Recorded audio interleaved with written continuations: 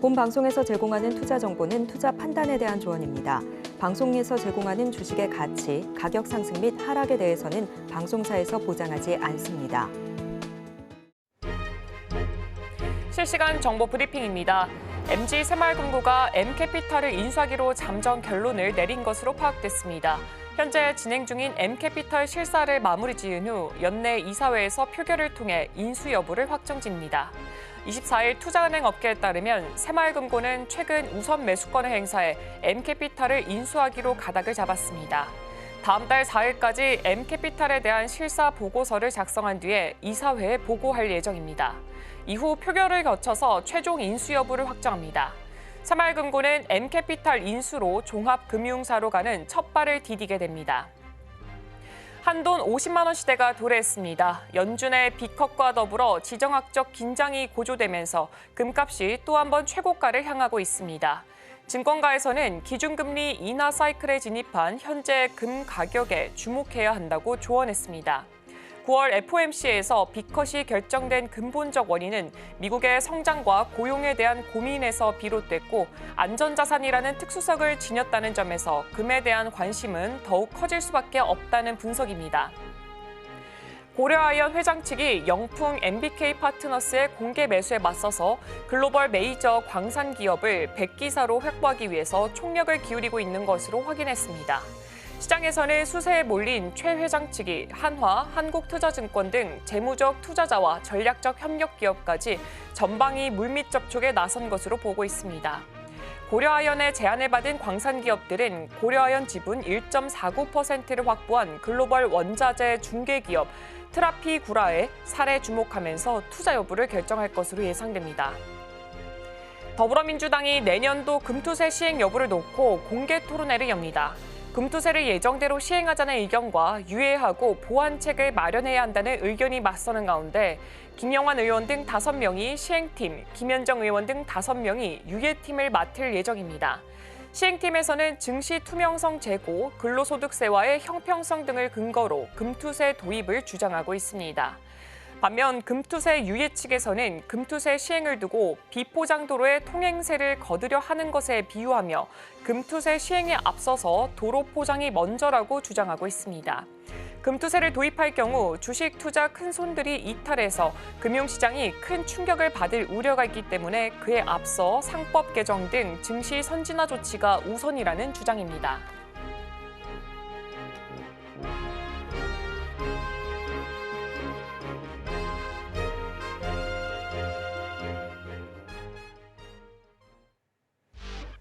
시청자 여러분 안녕하세요. 증시팔 시작합니다. 진행의 이가은입니다. 오은비입니다. 네, 어제 뉴욕 증시는 다시 한번 상승하면서 마감했습니다. 다행히 빅컷 랠리가 좀 이어지는 모양새입니다. 어제도 다우와 S&P 500 같은 경우에는 사상 최고치를 경신하면서 마무리하는 모습을 보였습니다. 특징적인 종목들을 좀 살펴보자면 먼저 마이크로소프트입니다. 마이크로소프트는 이례적으로 투자 등급이 좀 하향 조정되면서 어제는 소폭 마감하는 모습을 좀 보였고요. 또 테슬라는 어제 기분 좋게 반등에 성공을 했습니다. 3분기 인도량이 예상치를 좀 상회할 수 있을 것이다라는 전망이 나오게 됐고요. 어제 좀 지수를 끌어올리는 모습이었습니다. 마이크론도 좀 체크를 해봐야 될 것 같은데요. JP모건이 비중 확대를 재차 다시 한번 좀 강조하면서 마이크론에 대한 시선이 쏠렸고 2.9% 정도 상승 마감하는 모습 보였습니다. 마이크론의 실적 발표는 우리 시간으로 목요일 오전 새벽에 좀 발표가 될 예정입니다. 이 시간에 같이 짚어드릴 텐데요. 무엇보다도 가이던스가 중요할 것으로 보이니까 이 부분도 같이 챙겨보시면 좋겠습니다. 네, 지난 거래일 우리 증시도 한번 짚어보도록 하겠습니다. 일단 코스피 지수가 외국인 투자자의 4거래일 연속 매도세에도 불구하고 종가 기준으로 2,600선을 넘어섰습니다. 일단 종가 기준 2,600대를 회복한 거는 지난 3일 이후에 11거래일 만입니다. 다만 특별한 이벤트가 없었기 때문에 상방에는 조금 제한된 모습이 보였습니다. 일단 투자자별로 보자면 개인과 기관이 순매수를 했고요. 외국인 투자자가 매도 행렬을 계속해서 이어가고 있습니다. 외인은 지난달 23일 이후에 2거래일을 제외하고 계속해서 매도세를 이어가고 있습니다. 시가총액 상위 종목 중에 삼성전자 같은 경우에는 4거래일 연속해서 하락세를 보여줬습니다. 반면에 SK하이닉스 같은 경우에는 모건 스탠리 보고서 이후로 주가가 계속해서 하락세를 보였지만 이 저가 매수세가 유입이 되면서 반등하는 모습을 나타내기도 했습니다. 또한 금리 인하 수에 더불어서 미국의 이 생물보안법 그리고 신약 개발 이런 이슈들에 대해서 이 바이오 업종들의 강세가 또 눈에 띄게 두드러졌는데요. 일단 삼성 바이오로직스 같은 경우에는 장 초반에 109만 6천 원까지 뛰어 올라오면서 다시 한 번 더 최고가를 써 내려갔습니다. 또한 초소형 전고체 배터리를 또 세계 최초로 개발한 이 삼성전기 같은 경우에는 2.71%까지 오르는 모습을 보여주기도 했고요. 또 독일 정부가 전기차 지원 정책에 대해서 발표를 하면서 내연차 퇴출 플랫폼에 대해서 이 도입 기대감이 커지자 에코프로 그리고 에코프로 BM 같은 경우에는 또 5%대 강세를 보여주기도 했습니다. 이제 조금 있으면 화요일 주식시장이 개장될 예정입니다. 오늘도 저희와 함께 하시면서 현명한 투자 계획 세워보시길 바랍니다. 네, 오늘 국내 증시 안에서는 일정상 밸류업 지수 공개될 예정이고요. 금투세 관련한 토론도 진행될 예정이니까 이 두 가지 포인트 같이 삼아서 투자 계획 세워보시면 좋을 것 같습니다. 자, 그럼 증시팔 본격적으로 출발해 보도록 하겠습니다.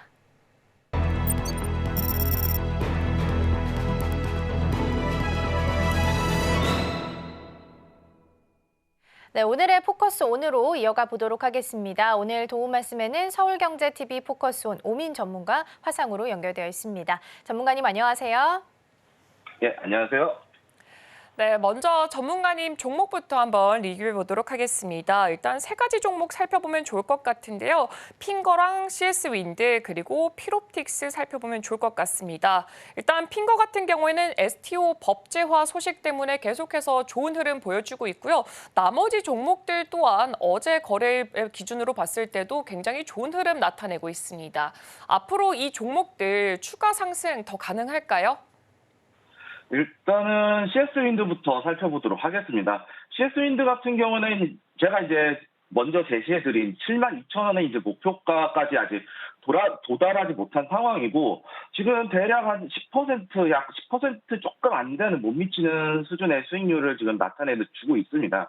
그렇다는 것은 지금 이 자리가 지금 어떻게 보면은 이 앞전에 차트를 조금 넘겨서, 작년 한 12월쯤, 작년 말이죠. 이때 위치를 좀 살펴보시게 되면은 이 자리가 지금 넘어가는 관점이 되게 중요한 위치다라고 이제 말씀을 드릴 수 있겠고요.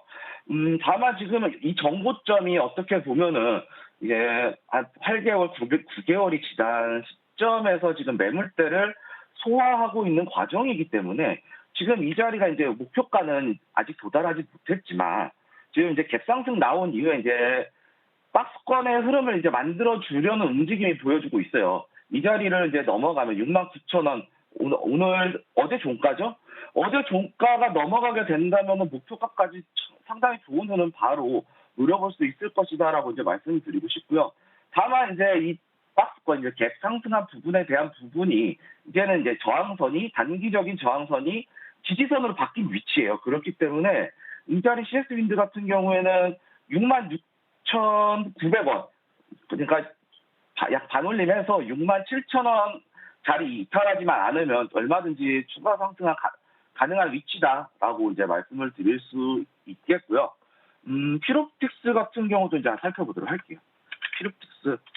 필옵틱스 같은 경우에도 지금 이제 하락 추세가 이제 만들어졌다가 단기적으로 이제 한번 파동이 튀어 올라오면서 이제 급하게 살 종목 아니다라고 이제 말씀을 드렸고, 이 음봉 뒤에 양봉 하나 나오는 걸 때 진입을 이제 하셨으면 딱 좋은 위치다라고 이제 말씀을 드렸을 거예요. 그리고 대략 이제 17,000원대 부근, 이 17,000원대의 가격 영역에서 이제 충분히 잡아볼 수 있을 것이다라고 이제 나왔는데, 딱 아랫꼬리 위치 딱 만들어줬어요. 짧은 아랫꼬리 위치 만들어주면서 매수 타점은 그렇게 쉽게 주진 않은 종목이었다. 하지만 어제 이제 수익률이 좀 강력하게 나와줬거든요. 어제 이제 고가 기준으로 이제 10% 대략 이제 우리가 이제 제가 말씀드린 영역이 아랫골이라는 점을 감안했을 때는 10% 가까운 수익률이 이제 순간적으로 만들어졌어요. 만들어지고 나서 이제 주가는 다시 그 분봉상으로 이제 좀 디테일하게 놓고 보시게 되면은요. 음, 15분, 1분봉이 더 좋을 것 같아요. 단기적인 흐름, 파동을 익히기에는 1분봉이 더 좋은데, 지금 이 자리에서 단기적으로 하락이 나오고 오후장에 말아 올려주면서 이 수렴이 나와주고 있어요. 그렇다는 것은 얼마든지 지금 이 추세 이탈하지 않는 이상 추가적인 상승 가능하다. 그리고 19,100원대 가격이 넘어가게 돌파가 나오게 되면 이게 여기에 더 강한 상승에 매수세가 붙을 수 있다. 거래량이 붙으면서 매수세가 붙을 수 있다라고 말씀을 드릴 수 있겠고요. 핑거 같은 경우에는 제가 이제 종목 드리고 나서 이제 거의 바로 상승이 나온 위치였는데, 제가 어떠한 관점에서 이제 말씀을 드렸냐면, 이때 이제 STO 관련해 증권형 토큰 관련해서 법제화 이슈는 있었지만 한번 나와주고 잠잠했던 상황이었죠. 그런데 자세히 보시게 되면요, 이 자리를 갭상승 이후에 주가가 눌렸는데 이 자리를 지지를 받고 움직이고 있어요. 그렇기 때문에 제가 이 자리를 이제 손절가로 이제 말씀을 드렸었거든요. 이 부분에서 살짝 밑에다 좀 잡아놓고 손절가를 대응해도 될 것 같다라고 이제 말씀을 드렸었는데, 목표가 부분까지 이제 바로 나와주고, 어제 같은 경우에는 이슈가 좀 나와주면서 목표가가 넘어갔거든요. 시간에서 목표가가 넘어갔기 때문에 충분한 익절 라인 충분히 잡고 대응하시면 정말 좋겠다라고 이제 말씀을 드릴 수 있겠고요. 이 종목 같은 경우에는 이제 역배열에서 저항선이 만들어져 있기 때문에 이 자리는 갔더라도 좀 놔줘야 되는 위치다라고 말씀을 드리도록 하겠습니다. 네, 종목 리뷰부터 만나봤습니다. 특히 어제 시간 외에서 STO 관련주들이 움직임을 좀 보였기 때문에 핑거 같은 경우에 오늘 추가적인 상승 이어갈 수 있을지 함께 체크해 보셔도 좋을 것 같습니다. 자, 그럼 일단 어제 장 마감한 후에 움직였던 시간을 특징주 함께 살펴보도록 하겠습니다. 네, 시간의 특징주입니다. 모니터랩, 한싹, 신시웨이, 핑거, 갤럭시와 SM 자리하고 있고요. 어제 시간 외에서는 잠시 쉬었던 보안주가 다시 강세를 보였습니다. 성범죄 방지법이 국회 여가부를 통과했다라는 소식에 영향을 받았고요. STO 관련주 또한 이번 주 목요일에 STO 포럼 조찬 간담회 개최 소식에 강세를 보였습니다. 자세한 내용은 잠시 후에 함께 짚어보시죠. 네, 시간의 특징주 먼저 살펴봤습니다. 전문가님, 이 중에서 오늘장 안에서 추가적으로 움직임 보일 만한 종목 어떤 종목 있을까요? 일단은 가장 강력해 보이는 거는 이게 딥페이크 성범죄와 관련된 사이버 보안 섹터 관련 종목들이 저는 이제 눈에 띄거든요. 이제 어떻게 보면은 이쪽 섹터 관련해서는 이제 이슈들이 다 밝혀졌어요. 다들 이제 나와져 있고 추가적으로 이제 국회 여가위에 이제 통과가 됐다라는 이슈를 통해서 이제 주가가 상승을 했는데, 먼저 모니터랩부터 한번 살펴보도록 하겠습니다. 모니터랩 같은 경우에는 이제 주가가 이 자리 같은 경우에는 제가 기술적 분석에서 어떻게 말씀을 드리냐면은, 이 자리는 이제 어떻게 보면은 흔히 말하는 이제 세력주의 관점에서는 이제 우리가 정고점을 이제 소화해주는 관점에 있는 위치다라고 이제 말씀을 드릴 수 있거든요. 위아래로 흔들면서 파동을 강력하게 만들어주고 있는 위치이기 때문에 이 자리도 지금 정고점에 대한 부분 소화가 한번 됐었고요. 제가 봤을 때는 5,750원에서 4,200원 선에서 이제 강력하게 한 20% 저점에서는 이제 한 30% 가까운 진폭을 보여주고 있거든요. 그렇다라는 것은 지금 이 자리가 이탈하지 않고 돌파가 나올 때 충분히 잡아볼 수 있겠다라고 말씀을 드릴 수 있겠고, 시간에서 만들어지는 위치가, 가격대 위치가 어떻게 보면은 5,200원대예요. 5,200원대이기 때문에 정고점에 대한 부분 5,750원 부분까지는 한번 충분히 노려볼 수 있겠다라고 이제 말씀을 드릴 수 있겠고요. 한싹도 한번 살펴보도록 할게요. 한싹은 조금 손절폭은 좀 유리하긴 한데, 오히려 저는 이제 모니터랩이 조금 더 유리해 보이고요. 신시웨이도 있었죠. 오늘 공략 들어갔던 신시웨이 목표가 찍어줬던 종목인데, 신시웨이 같은 경우에도 지금 흔들면서 삼각수렴 나와주고 있어요. 근데 어제 종가가 좀 이탈이 나오면서 다시 이제 본래 주가로 회귀하는 위치에 있다라고 이제 말씀드릴 수 있거든요. 그렇다는 것은 아직까지는 신시웨이는 조금 놔둬도 될 것 같고, 제가 이제 빼먹은 종목이 하나 있어요, 지금. 자, 이제 센즈랩이 어떻게 보면 이게 이 사이버 보안 캐피터 관련해서 대장주의 역할을 하고 있거든요. 저는 오히려 샌즈랩을 좀 유력하게 봐야 될 것 같다라고 말씀을 드리고 싶어요. 이 보안 관련주에서는 차트가 정말 이쁘게 만들어졌거든요. 이 정고점에 대한 부분이 정고점에 대한 부분을 좀 앞전 차트까지 한번 좀 땡겨서 말씀을 드리자면 이 자리까지, 그러니까 지금 올해 5월이죠. 5월 자리에 대한 부분까지 이제 소화를 시키고 있어요. 지금 흔들면서 소화를 시키고 있는 위치이기 때문에 이 자리 지금 이제 9,800원 이제 정고점 매물대 부분까지 넘어간 상황이에요. 그렇다는 것은 이거 넘어가면은 이 윗골이 9월 2일에 나왔었던 고점 11,000원까지 충분히 노려볼 수 있는 위치다라고 보여지기 때문에 오히려 돌파 나온 위치에서 손절 짧게 잡고 대응하기에는 샌즈랩이 상당히 유리해 보인다라고 말씀드리도록 하겠습니다. 네, 시간 외에서는 보안주의 상승세가 강하게 눈에 띄었습니다. 일단 모니터랩 같은 경우에는 5,750원까지 상승 가능성을 제시를 해주셨고요. 샌즈랩 같은 경우에는 이 사이버 보안 이 종목 안에서도 또 대장주로 꼽히고 있습니다. 조금 더 관심 있게 봐도 될 것 같다라고 의견 주셨고요. 11,000원까지 상승 유효하다라고 의견 제시해 주셨습니다. 네, 그렇다면 전문가님, 오늘 우리 시장 속에서 조금 더 관심 있게 봐야 될 섹터는 또 어떤 게 있을까요? 조금 이제 단기적인 관점이 아니고 약간 이제 중기적인 관점에서 좀 살펴보게 되면은 저는 이제 해운주를 조금 눈여겨봐야 될 것 같다라고 말씀을 드리고 싶어요. 해운주 중에서도 이제 어떻게 보면은 중동 이슈 관련해서 이제 지정학적 리스크, 전쟁에 대한 확산 우려가 또 다시 증폭이 되고 있기 때문에 이스라엘 이 헤즈볼라 이제 무력 충돌 전면전 가능성이 나와주고 있어요. 그렇다라는 것은 지금 이제 어떻게 보면 중동 쪽에 이제 수에즈 운하를 넘어가는 통과하는 선박들의 용선료가 이제 가격이 상승할 수 있거든요. 그리고 이 공격을 받을 수 있는 상황이 또 있기 때문에 이슬람 관련해서 이제 무장 정파들과 관련해서 좀 공격을 받을 수 있기 때문에 이제 보험료도 올라가거든요. 해상 이제 운임에 소요되는 이 보험 비용도 올라가고 이에 따라서 이제 용선료가 이제 올라갈 수 있을 거예요. 그렇다는 것은 해운사들의 마진 수익률이 상당히 좋아질 것이다라고 말씀을 드릴 수 있겠고요. 어떻게 보면은 이 종교적인 관련한 부분들이 뭐라 그럴까? 우리 이제 흔히 말해서 뭐 정치 얘기 하면 안 되는 얘기가 뭐 정치 얘기, 종교 얘기라고 그러잖아요. 그만큼 이게 종교적인 문제가 상당히 되게 예민해요. 그리고 역사적으로 올라갔을 때 우리 십자군 전쟁이 있었잖아요. 십자군 전쟁도 가톨릭과 이슬람 간의 어떻게 보면 세력 다툼이지만 종교 전쟁이었잖아요. 이 부분이 이제 과거에 있었던 중세 시대까지 연결돼 있던 이 가톨릭, 기독교, 유대교 이러한 부분들과 이슬람교에 관련된 이 종교 분쟁들이 역사를 거듭하면서 계속해서 지속되고 있다라는 거예요. 이게 그만큼 오래된 문제다. 그리고 이 종교에 따라서 사람들의 이제 사고 방식이나 생각이라는 게 또 하나의 문화를 만들어내고 있기 때문에 이런 문화적인 관습적인 부분들이 서로 충돌을 하면서 만들어진 어떻게 보면 이 종교 전쟁에 가까운 게 지금 현재 중동의 지정학적 리스크거든요.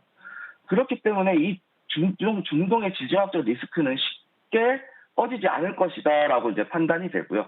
그리고 지금 이제 극단적으로 좀 이제 전 세계적으로 양극화가 되고 있어요. 이제 새로운 또 냉전이라고 보긴 또 어렵고 오히려 전쟁에 대한 확산에 대한 우려감이 커지고 있잖아요. 그렇다라는 부분들에 있어서 충분히 이 중동에 대해서 좀 중동의 지정학적 리스크 충분히 관심을 가져야 된다라고 이제 말씀을 드릴 수 있겠고 이러한 관련 관점들에 있어서 해운주를 이제 한번 살펴보도록 하겠습니다. 대한해운부터 한번 살펴보도록 할게요. 대한해운 같은 경우에는 지금 이제 엄청나게 강력한 파동으로 만들어내고 있어요. 여기서 파동이 거의 한 100%짜리 파동을 만들면서 움직이고 있거든요. 지금 100% 가까운 파동을 만들어지고 있고 이제 저점에서 반등이 나오는 위치예요. 반등이 나오는 위치고 지금 그리고 이 자리에서 저점을 이탈 안 했죠. 그리고 박스권 이제 하단 4분의 1 지점 정도 되고 있는데 지금 5일선이 21선 골든크로스 하면서 이동평균선 이제 상승에 대한 부분 충분히 나와 주었다라고 말씀드릴 수 있겠고, 그렇다라는 것은 목표가는 상당히 길어요. 목표가는 이제 길게 놓고 보면 이 자리까지 3,000원 조금 안 되는 구간까지 2,900 한 50원, 70원, 80원 이 자리까지 충분히 노려볼 수 있는 위치거든요. 그럼에도 불구하고 손절폭은 오히려 짧아요. 한 10%, 11% 정도 나오겠네요. 11% 정도이기 때문에 손익비가 상당히 유리한 위치에 있는 종목이다라고 말씀을 드릴 수 있겠고요. 그리고 이 앞전의 흐름을 놓고 봤을 때도 이 고점 있잖아요. 하락 나온 고점. 이 자리를 지금 연속해서 2번을 소화를 시켜주고 있어요. 그렇다는 것은 다시 한번 치고 올라올 수 있다. 하지만 2번 치고 여기도 지지선이 1번, 2번, 3번의 지지를 받았기 때문에 다시 내려오고 이탈이 나오게 된다라면 상당히 좀 위험할 수 있는 구간이거든요. 그렇기 때문에 나는 손절이 확실하게 칠 수 있다라고 생각하시는 분들은 이 자리에서 충분히 노려볼 수 있다라고 말씀드릴 수 있겠고요. 이제 흥하해운도 한번 살펴봐야겠죠. 어떻게 보면 이제 같이 움직이는 종목인데, 흥하해운 같은 경우에는 오히려 파동이 조금 더 잔잔하죠. 오히려 이제 하락에 대한 수렴을 좀 만들어내고 있는 구간이다라고 이제 말씀을 드릴 수 있겠고요. 이 자리에서 이제 하락에 대한 삼각 수렴 패턴을 만들고 있어요. 하락세 기형을 만들어 놓고 있기 때문에 이 자리는 추세적으로 조금 더 올라왔다가 내려오면서 힘을 이렇게 쏟을 거예요. 힘을 이제 좀 모아주는 구간이 필요하겠다라고 이제 말씀을 드릴 수 있겠고, 페노션도 한번 살펴보도록 할게요. 페노션 같은 경우에도 일봉상 차트의 흐름은 그렇게 좋지 못해요. 사실은 어떻게 보면은 흥하해운보다 더 좋지 못하다라고 이제 말씀을 드릴 수 있으니까 좀 이 종목은 패스하도록 할게요. 그리고 HMM이죠. 어떻게 보면은 이제 정부에서 자금이 들어가는 위치인데, 좀 안정적인 타점을 원하신다라고 봤을 때는 저는 HMM도 상당히 괜찮다고 봐요. HMM 같은 경우에는 지금 이 목표가까지가 대략 열려있는 구간이 한 18,900원, 19,000원 조금 안 되는 가격대에서 열려 있거든요. 이 자리까지. 19,000원까지 열려 있는데, 이 자리가 이제 어떻게 보면 이제 추세선 이탈이 한번 나왔을 것이다라고 생각을 할 수 있어요. 그런데 이때 이슈를 보시게 되면 우리 이제 글로벌 증시에 대한 부분들에 있어서 언더슈팅이라고 저는 이제 판단이 돼요. 이 자리는 이제 전반적으로 다 빠진 위치였었기 때문에 전반적으로 빠진 위치였었고, 다시 주가가 회복하면서 지금 이제 241선까지 이제 올라오면서 이제 지지를 이제 받는 모습만 조금 확인이 된다라고 봤을 때는 충분히 노려볼 수 있을 것이다라고 이제 저는 이제 예상이 들거든요. 그렇기 때문에 좀 안정적인 타점, 내가 손절이 짧은 타점을 원하신다라고 하면은 HMM을 한번 노려봤으면 좋겠다라고 말씀을 드리고 싶고요. 아니다, 나는 조금 더 큰 수익, 그리고 손절이 조금 더 있지만 조금 더 큰 수익을 노려보고 싶다라고 하시는 분들은 오히려 대한해운 한번 노려보시는 게 좋지 않을까라고 말씀을 드리도록 하겠습니다. 네, 중동의 지정학적 리스크, 거기에 더불어서 미국 동남부의 이제 항만에서 50년 만에 최대 규모의 이 파업이 예상되어 있는 만큼 오늘 우리 시장 속에서는 이 항만 그리고 이렇게 해운주 위주로 살펴보면 좋을 것 같다라고 말씀을 주셨습니다. 네, 그렇다면 전문가님, 이 종목들 중에서 전문가님의 탑픽 종목은 또 어떤 게 있을까요? 오늘 탑픽 종목은 사실은 이제 GS 글로벌을 준비했어요. 이 섹터와는 관련이 없고, 어떻게 보면은 이제 섹터와 관련된 부분들은 제가 좀 길게 놓고 봐야 되는 종목이기 때문에 충분히 매수 타점 줄 수 있다라고 이제 말씀을 드릴 수 있기 때문에 오히려 조금 더 다른 종목을 잡아보는 것이 좋지 않을까 생각해서 저는 이제 GS 글로벌을 가져왔어요. GS 글로벌 같은 경우에는 이 전기차와 관련된 부분이 있었죠. 전기차 관련된 부분, 특히 이제 중국의 이제 비아드 관련된 이제 수출 관련된 부분들이 또 있었고, 그리고 이제 해상풍력과 관련된 부분하고 대왕고래 프로젝트까지 연결돼 있어요. 이제 재료가 상당히 많은 종목이다라고 이제 말씀을 먼저 드리겠는데요. 이 자리 같은 경우에는 지금 박스권이 상당히 크거든요. 이 자리도 박스권이 상당히 커요. 하지만 저는 이렇게 박스권 큰 종목에서도 이제 좀 이제 추격해서 잡아 들어가는 매수의 관점이긴 하지만 지금 이 자리를 놓고 보시게 되면은 정고점의 매물 부분이 또 소화가 되고 있죠. 그리고 이 자리가 소화를 하면서 지지를 확실하게 받아주고 있어요. 이 자리를 지지를 받아주고 여기서 흔들면서 움직이고 있거든요. 그러고 나서 이제 단기적인 파동을 좀 살펴보셔야 될 것 같은데 단기적으로 봐도 이 자리가 박스권이에요. 하지만 저는 조금 더 짧게 보기 위해서 요 구간을 집중적으로 볼 거예요. 이 구간을 집중적으로 보고 저는 이제 이 자리에서 추가적으로 돌파가 나왔고 정고점을 이제 꼬리로 터치를 했고 이탈을 하지 않았죠. 이 장대 양봉 23% 9월 13일에 23.5% 상승한 이제 고가 기준으로 23% 상승하고 이제 종가가 19% 상승해서 마감을 지었는데 이 자리가 이탈이 나오지 않고 정고점을 다시 한번 터치를 해주는 모습으로 봤을 때 상승에 대한 여력이 충분하다라고 이제 봤고 이러한 부분들에 있어서 이제 내려놓고 봤을 때는 손절폭이 크기 때문에 저는 오히려 조금 더 짧게 좀 대응을 하는 편이 좋지 않을까라고 생각을 했고 충분히 노려볼 수 있다라고 이제 말씀을 드릴 수 있는데 이 자리 같은 경우는 지금 이제 음봉이거든요. 오늘 음봉 나왔고 오늘도 이제 4,100원대 부근에서 이제 만들어질 거예요. 그렇기 때문에 진입가를 4,150원, 이 4,150원을 잡고 이 자리 이 20일 날 캔들의 중심값, 양봉의 중심값 부분에서 한번 충분히 잡아볼 수 있다라고 이제 말씀을 드릴 수 있겠고 손절가도 요 구간을 이탈하는 3,850원, 3,850원을 손절가로 잡으면은 상당히 유리한 포지션이 만들어질 수 있거든요. 그런데 목표가는 이 자리를 조금 넘어가는 거 관점, 이제 고점에 대한 넘어가는 부분까지 볼 거예요. 목표가는 4,600원까지 볼 건데 손익비 여기 보시려면 손익비가 확실하죠. 그렇기 때문에 이 자리 넘어가면 추가적으로 오버슈팅까지 한번 노려보면서 GS 글로벌 한번 충분히 노려볼 수 있다라고 말씀드리도록 하겠습니다. 네, 오늘의 탑픽 종목으로는 GS 글로벌 함께 좀 살펴봤습니다. 이번 주에 일정상 대왕고래 프로젝트와 관련해서 2차 회의가 또 예정이 되어 있기 때문에 주가가 좀 추가적으로 상승세를 이어갈 수 있을지 보시면 좋겠습니다. 일정상으로는 25일인 내일 예정되어 있으니까요. 오늘 주가 흐름 함께 좀 보시면 좋을 것 같고요. 목표가 4,600원, 손절가는 3,850원 제시해 주셨습니다. 오늘 도움 말씀은 여기까지 듣도록 하겠습니다. 전문가님 고맙습니다. 네, 감사합니다.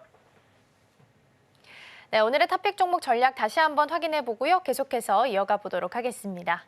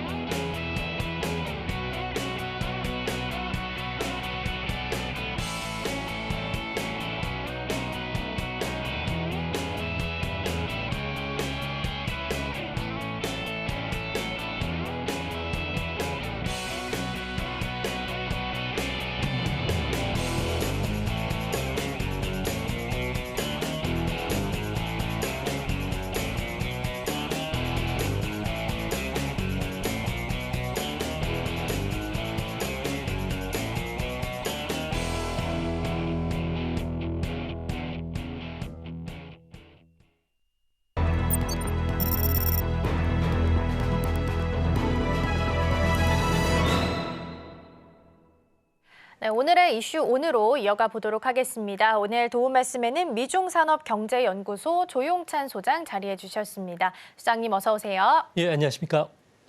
네, 이어서 오늘 주제 먼저 확인해 보도록 하겠습니다. 오늘의 주제입니다. 금리 인하에 따른 글로벌 경제 향방 준비해 주셨고요.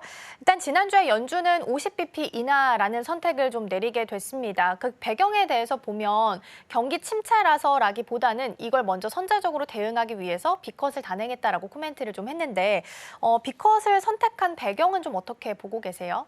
네, 금융정책을 전환하는 것을 피벗이라고 하는데요. 피벗이 시작되자마자 비교적 큰 폭인 0.5% 그 금리 인하를 단행을 했습니다. 아무래도 정책 실기를 막기 위해서 한 조치로 보여지는데요. 지난 2022년 3월 달부터 금리를 인상을 시켰지만 금리 인상하는 과정에서 좀 미온적이라는 지적을 받아왔습니다. 이 때문에 그 0.75% 자이언트 스텝을 여러 번 밟았는데요. 여기에 따른 충격이 상당히 컸었던 모양입니다. 근데 이번에는 이런 정책 실기를 범하지 않기 위해서고요. 두 번째 이유는 보험 성격의 영향이 크지 않았나 보여집니다.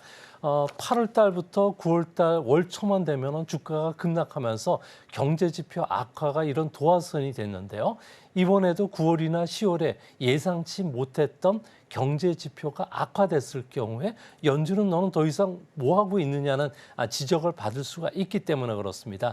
이제 문제는 연준이 0.5%포인트 비교적 큰 폭의 금리 인하를 단행한 것은 다음번에도 0.5% 인하를 단행할 것이라는 시장에 또 확신감을 심어주기 때문에 스스로 금융정책의 결정권을 시장에 뺏기는 그런 상황이 됐는데요. 이제 앞으로 점도표를 보면은 올해 중에는 1%포인트니까 앞으로 한 번 더 0.5% 금리 인하를 단행하고요. 또 내년에는 1%포인트 금리 인하가 예상되고 있습니다. 그리고 2026년도에는 0.5%가 낮춰서 궁극에는 2.9% 정도 수준까지 금리가 낮아질 것으로 점도표는 예상하고 있었습니다. 네, 일단 연준에서 빅컷을 단행한 이유로 두 가지 정도로 꼽아주셨는데요. 첫 번째로는 정책 실기를 막기 위해서, 그리고 또한 이제 또 보험적인 성격으로 금리 인하를 0.5%포인트 단행했다라는 의견 주셨습니다. 그렇다면은 이렇게 연준에서 빅컷을 단행하게 됐는데 이 부분 같은 경우에는 지금 11월에 다가올 미국의 대선에도 좀 영향이 끼칠 수 있을까요? 네, 아무래도 피봇이 단행된 시점이 미국 대선을 불과 50여일 앞둔 시점이 되는데요. 이 때문에 정치권에서도 상당히 좀 민감하게 반응을 하고 있습니다. 공화당 강경론자를 중심으로 해서 파월 연준 의장에 대한 공격이 시작이 되면서 미 언론들조차도 이제 연준 의장이 귀마개를 해야 된다는 그 발언까지 할 정도인데요. 아무래도 FRB 결정에는 정치적 의도는 없지만 민주당에게는 유리하게 해석이 되는 면도 강할 수밖에 없습니다. 예방적 성격의 금리 인하는 경기나 고용 시장을 좀 호전시키기 때문에 선거에 유리하게 작용하게 되는데요. 이 때문에 해리스 후보 같은 경우에는 미국인에게 환영할 만한 소식이라고 반겼고요. 반면에 트럼프 같은 경우는 정치적 움직임이라고 비판을 할 정도가 됐습니다. 트럼프 후보 같은 경우는 자신이 이제 대통령이 됐을 경우에 연준으로부터 금리 정책 결정권의 일정 부분을 뺏고자 하려는 이런 그 행정 조치를 취하겠다는 이야기를 했는데요.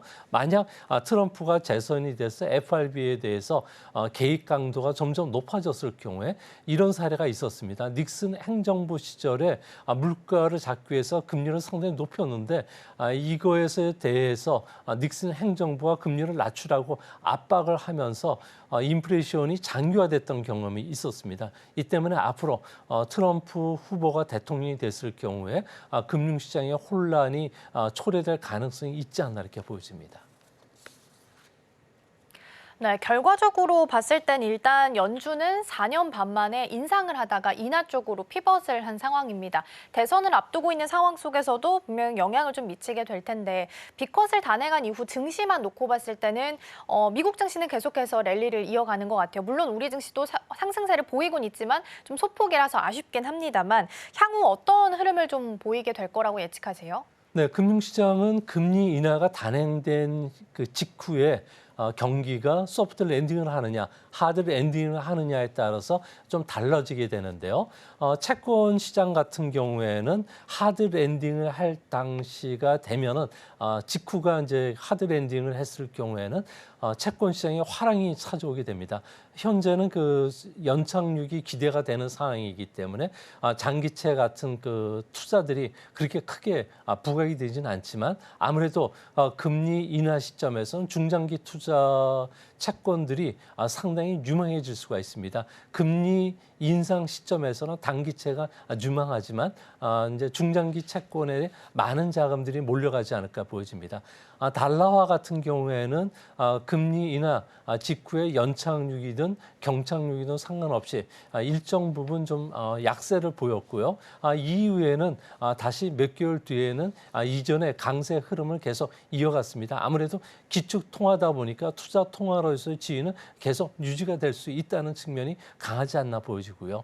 주식 측면에서 보면은 연착륙 국면에 있을 경우에는 주식 시장이 상당히 강세를 보였습니다.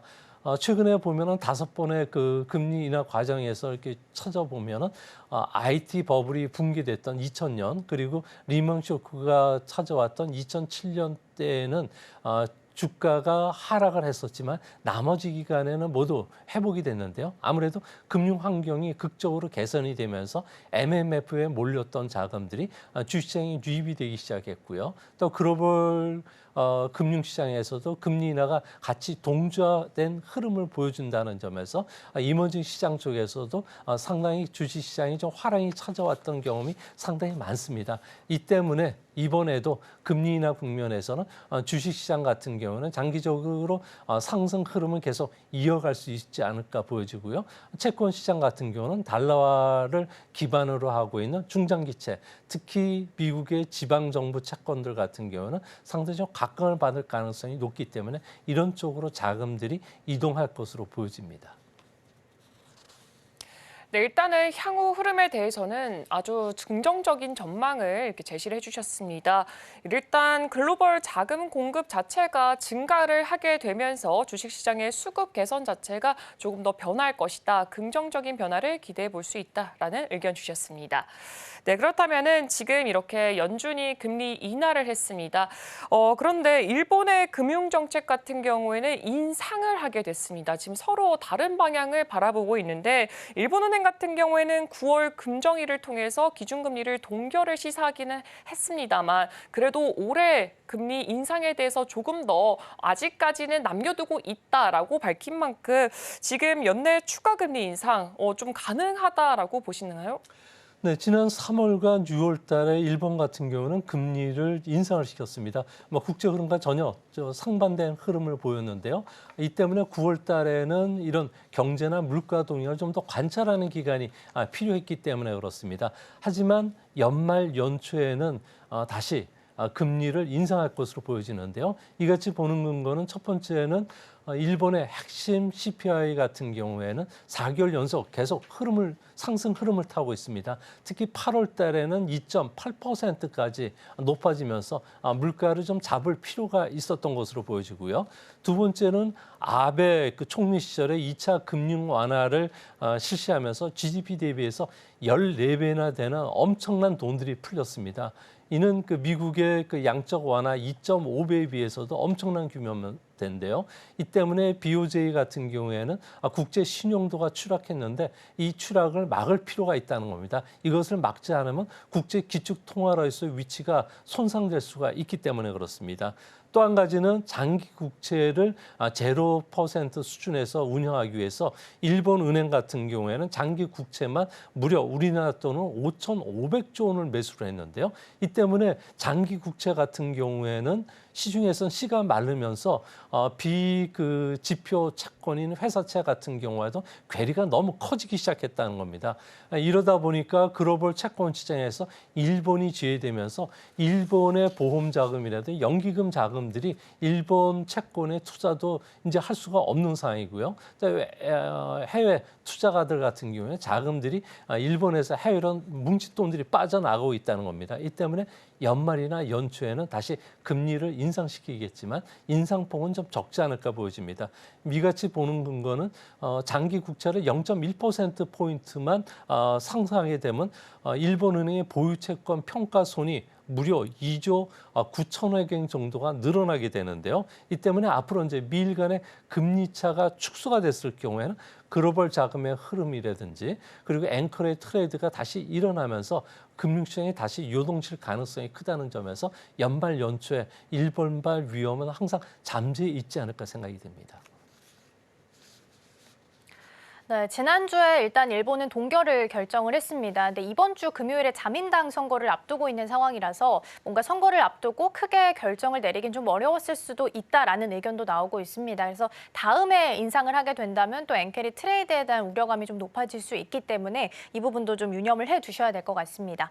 미국 증시로 다시 돌아가서 이야기를 해보면 비컷 이후에 일단 랠리 이어가고 있습니다. 어제도 다우랑 S&P 500은 사상 최고치를 다시 한번 경신을 좀 했습니다. 전반적으로 봤을 때 러셀 2000 지수는 좀 떨어지더라도 상대적으로 기술주 쪽으로 좀 매수세가 모이고 있는 것 같거든요. 그럼 다시 한번 좀 기술주 위주의 상승 랠리도 기대해 볼 수 있을까요?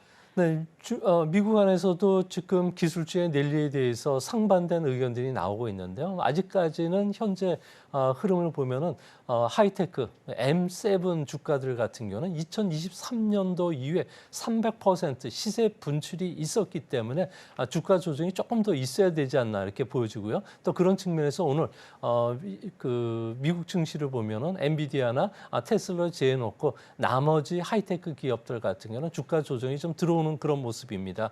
뭐 상승장에서도 M7 주가는 여전히 좀 강한 모습을 보여주고 있지만 이전에 그 주도주 역할을 해주지 못하고 있는데요. 아무래도 금리 인하 국면에 들어가면은 아무래도 가치주라든지 금리 인하와 수혜를 받는 종목들이 부각이 될 수밖에 없다는 겁니다.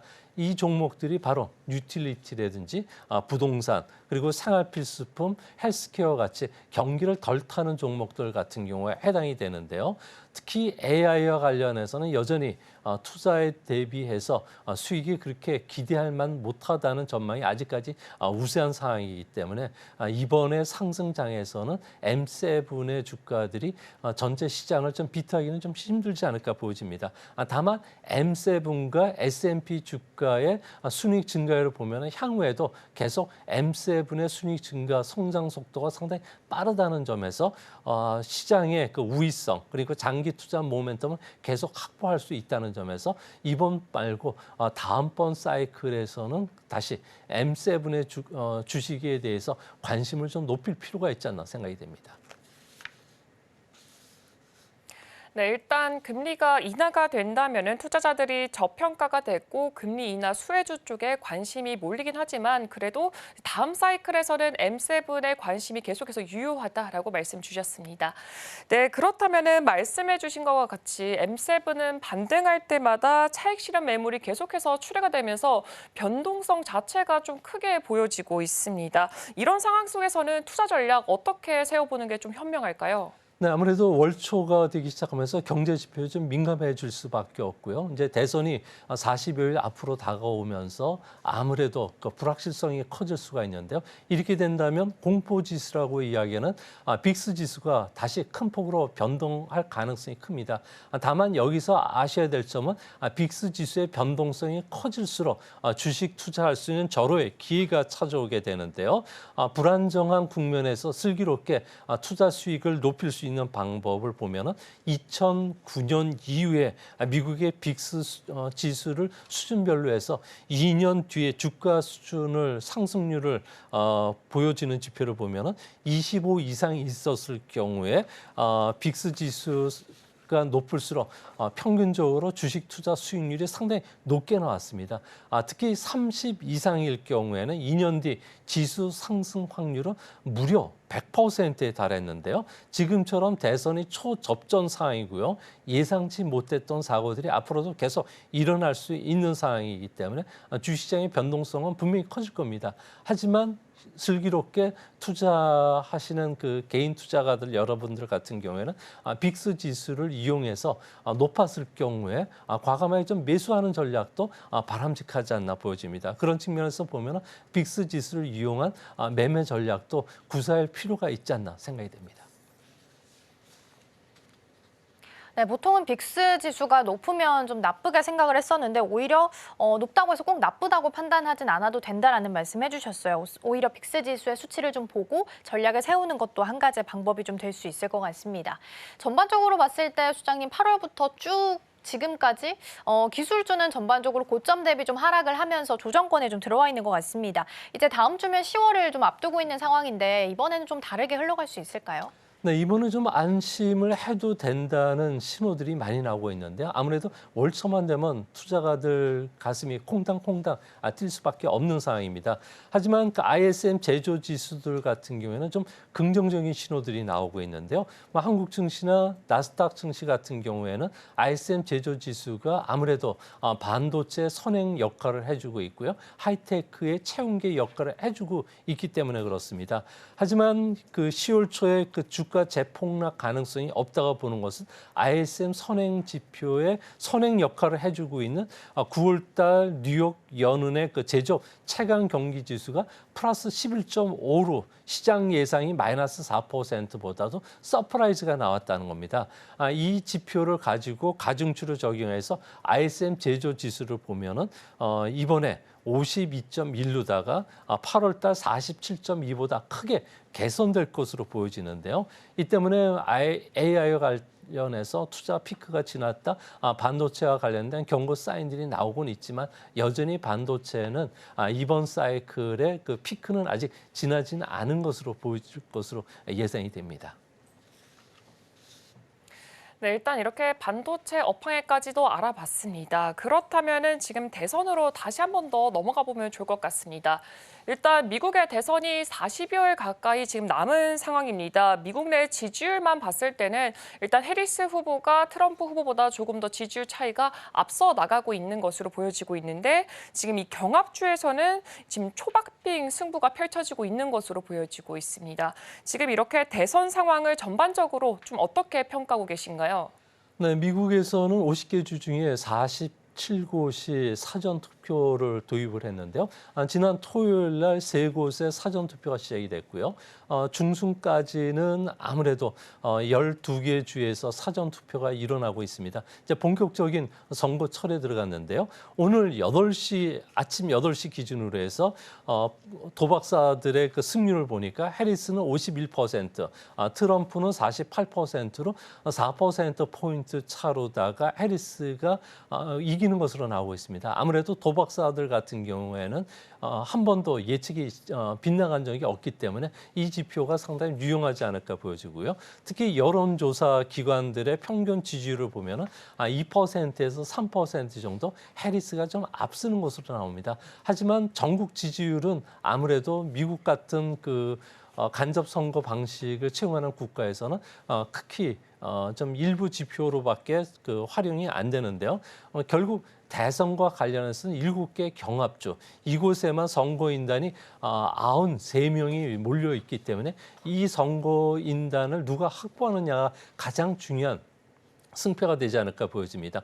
해리스 같은 경우는 그 7개 경합주 중에서 펜실베니아, 미시간, 위스콘을 꼭 잡고 나머지 4개 주 중에서 2개죠. 네바다나 노스캐롤라이나를 잡으려고 하고 있는데요. 이것을 모두 잡는다면 선거인단 66명을 가져오기 때문에 선거인단 과반수 270석을 충분히 확보할 수 있다고 합니다. 하지만 트럼프 같은 경우에는 93명 중에서 62명이 걸려있는 조지아, 애리조나, 펜실베니아, 노스캐롤라이나의 그 모든 전력을 집중하고 있는데요. 하지만 노스캐롤라이나 같은 경우에는 지금 예상치 못했던 악재를 만났다고 합니다. 이곳에 출마한 마크 로빈슨이라고 하는 트럼프가 밀어주고 있는 후보가 있는데요. 이 주지사 후보가 나는 흑인 나치다.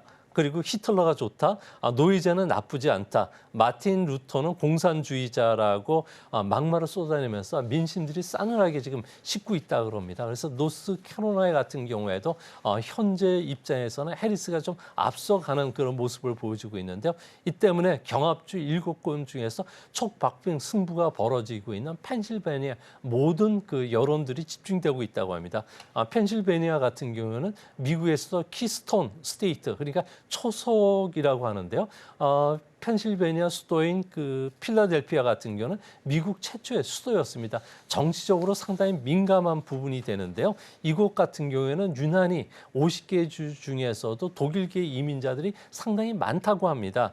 특히 그 트럼프 같은 경우에는 독일식 그 이름이 드럼프인데요. 촌스럽다고 해서 트럼프로 개명할 정도로 백인 남성들의 지지율이 한 10% 정도 해리스보다 압도적인데 이것을 돌파하기 위해서 해리스 해리스 같은 경우에는 바닥 훑기식 작업을 하면서 여성층, 젊은층, 마이너리티 대상으로 해서 선거 전략 그리고 광고 홍보를 적극적으로 하면서 이 펜실베니아가 이번 선거의 최대 격전지가 될 것으로 보여집니다. 네, 사전 투표까지 시작된 상황 속에서 일단은 엎치락 뒤치락 하고 있는 상황입니다. 근데 수장님, 해리스 후보는 이제 10월 23일 2차 토론 이야기 나왔을 때 하겠다 오케이 했는데 트럼프는 처음에는 뭐 약간 거부하는 입장을 좀 보인 것 같아요. 그럼 지금 이렇게 엎치락 뒤치락인 상황에서 사실 하는 게 유리할 수도 있는데 이렇게 거부를 하면 선거하는 사람 입장에서는 좀 자신이 없나라는 생각까지도 연결이 되거든요. 이 배경은 좀 어떻게 보세요? 네, 현재 트럼프의 열풍은 IT 혁명에서 도태당하고 그리고 일자리 적응을 못했던 그 블루칼라들 그리고 백인층을 중심으로 해서 겁먹은 대다수들이 트럼프를 지지를 하고 있는데요. 이들이 지금 그 TV 토론을 보니까 현재 그 미국 유권자 1억 6천만 명 정도가 되는데요. 이들 중에서 격전지 같은 경우는 300만 표 정도가 부동층이라고 합니다. 이들이 TV를 통해서 이제 표심을 결정하게 되는데 이들 같은 경우에는 트럼프의 그 토론 전략이 기시 갤럽이라는 그 전략을 쓰고 있다고 합니다. 여러 가지 논쟁을 한꺼번에 토해내면서 상대방으로 하여금 이 일을 미처 대처하지 못하고 상대적으로 자질이 부족하다는 평가를 받게끔 몰고 가는 기법이라고 하는데요. 이 기법이 해리스한테 간파당하면서 해리스 같은 경우에는 중간중간 거짓말이다, 사기다, 그리고 이것을 신뢰할 수 없다. 그리고 표정도 그런 표정, 어이없는 표정을 지면서 언론들로 하여금 실제 팩트 체크를 하게 됐는데요. 이 팩트 체크하는 과정에서 162개의 거짓말을 했으니까 1분당 무려 2번 이상의 거짓말한 것으로 밝혀지기도 했다고 합니다. 그런 상황 속에서 해리스 같은 경우에도 도발적인 덫을 놓는 그 작업들에 트럼프가 걸려들었는데요. 트럼프의 그 지지자 연설에서 너무 지루하기 때문에 지지자들이 일찍 돌아간다는 이야기를 했고 공화당의 그 고위직들 같은 경우는 나를 지지한다는 도발적인 발언을 하면서 트럼프가 준비된 원고를 제대로 소화를 못 시키게 했는데요. 이런 전략들을 그 간파당함으로 인해서 트럼프 입장에서는 이런 부동층들, 자신을 지지했던 공포심을 갖고 있는 백인층들에게 적절하게 호소할 수 없다는 측면에서 아무래도 2차 토론은 사실상 물 건너간 것은 아닌가 생각이 됩니다. 네, 일단 2차 토론은 물 건너갔을 수도 있겠다라는 부분 코멘트 주셨습니다. 10월 23일 추가적인 토론에 대해서 해리스 후보는 오케이를 했지만 트럼프 후보는 일단 거부한 상태다라는 부분도 함께 챙겨드리도록 하겠습니다. 자, 그럼 오늘 방송에서 나왔던 내용 다시 한번 화면을 통해서 정리해 보도록 하겠습니다. 네, 금리 인하에 따른 글로벌 경제 향방 살펴봤습니다.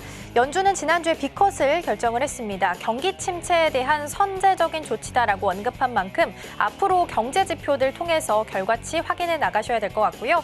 해리스 행정부가 탄생할 경우에는 트럼프 후보보다는 국내 시장에 있어서는 조금 더 유리할 수 있다라는 부분 언급해 주셨습니다.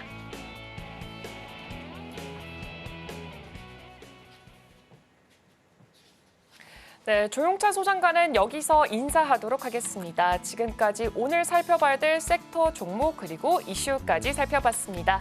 저는 잠시 후 9시 개장 방송으로 돌아오도록 하겠습니다. 네, 오늘 시장도 저희 방송과 함께 하시면서 전략들 꼼꼼하게 챙겨가셨으면 좋겠습니다. 많은 시청 부탁드립니다.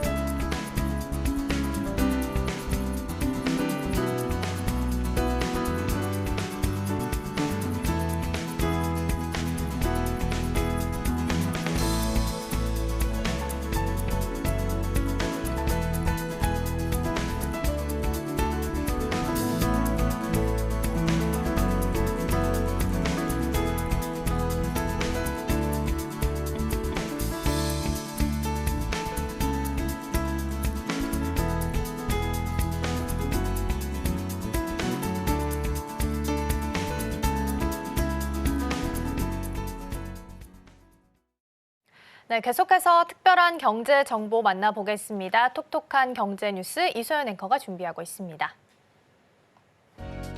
네, 서울경제TV 톡톡한 경제 이소연입니다. 투자자들이 지금 가장 궁금해할 이슈를 찾아서 그 내용에 대해서 파고 들어볼 텐데요. 오늘 준비한 소식들 화면으로 바로 만나보시죠. 다양한 키워드 가운데 오늘은 M7 기업들 중 시총 2위로 잘 알려진 마이크로소프트 살펴보겠습니다. 마이크로소프트는 개인용 컴퓨터의 운영체제인 윈도우를 만든 회사입니다. 1975년 4월에 빌 게이츠와 폴 알렌이 설립한 미국 기업인데요. 컴퓨터 소프트웨어와 하드웨어를 만들어서 판매하고 있는 다국적 글로벌 기업입니다. 마이크로소프트는 전 세계 10억 대가 넘는 개인용 컴퓨터에서 사용하는 운영체제인 윈도우를 개발하고 전 세계에 있는 모든 PC에 공급하고 있습니다. 마이크로소프트는 회사에서 사용할 수 있는 비즈니스 소프트웨어인 워드와 엑셀, 파워포인트, 아웃룩 프로그램을 개발하여 전 세계적으로 판매하고 있고요. 마이크로소프트는 미국 워싱턴주 레드먼드에 본사를 두고 있습니다. 최근에는 생성형 AI 기능을 탑재한 클라우드 플랫폼이 큰 성과를 거두고 있죠.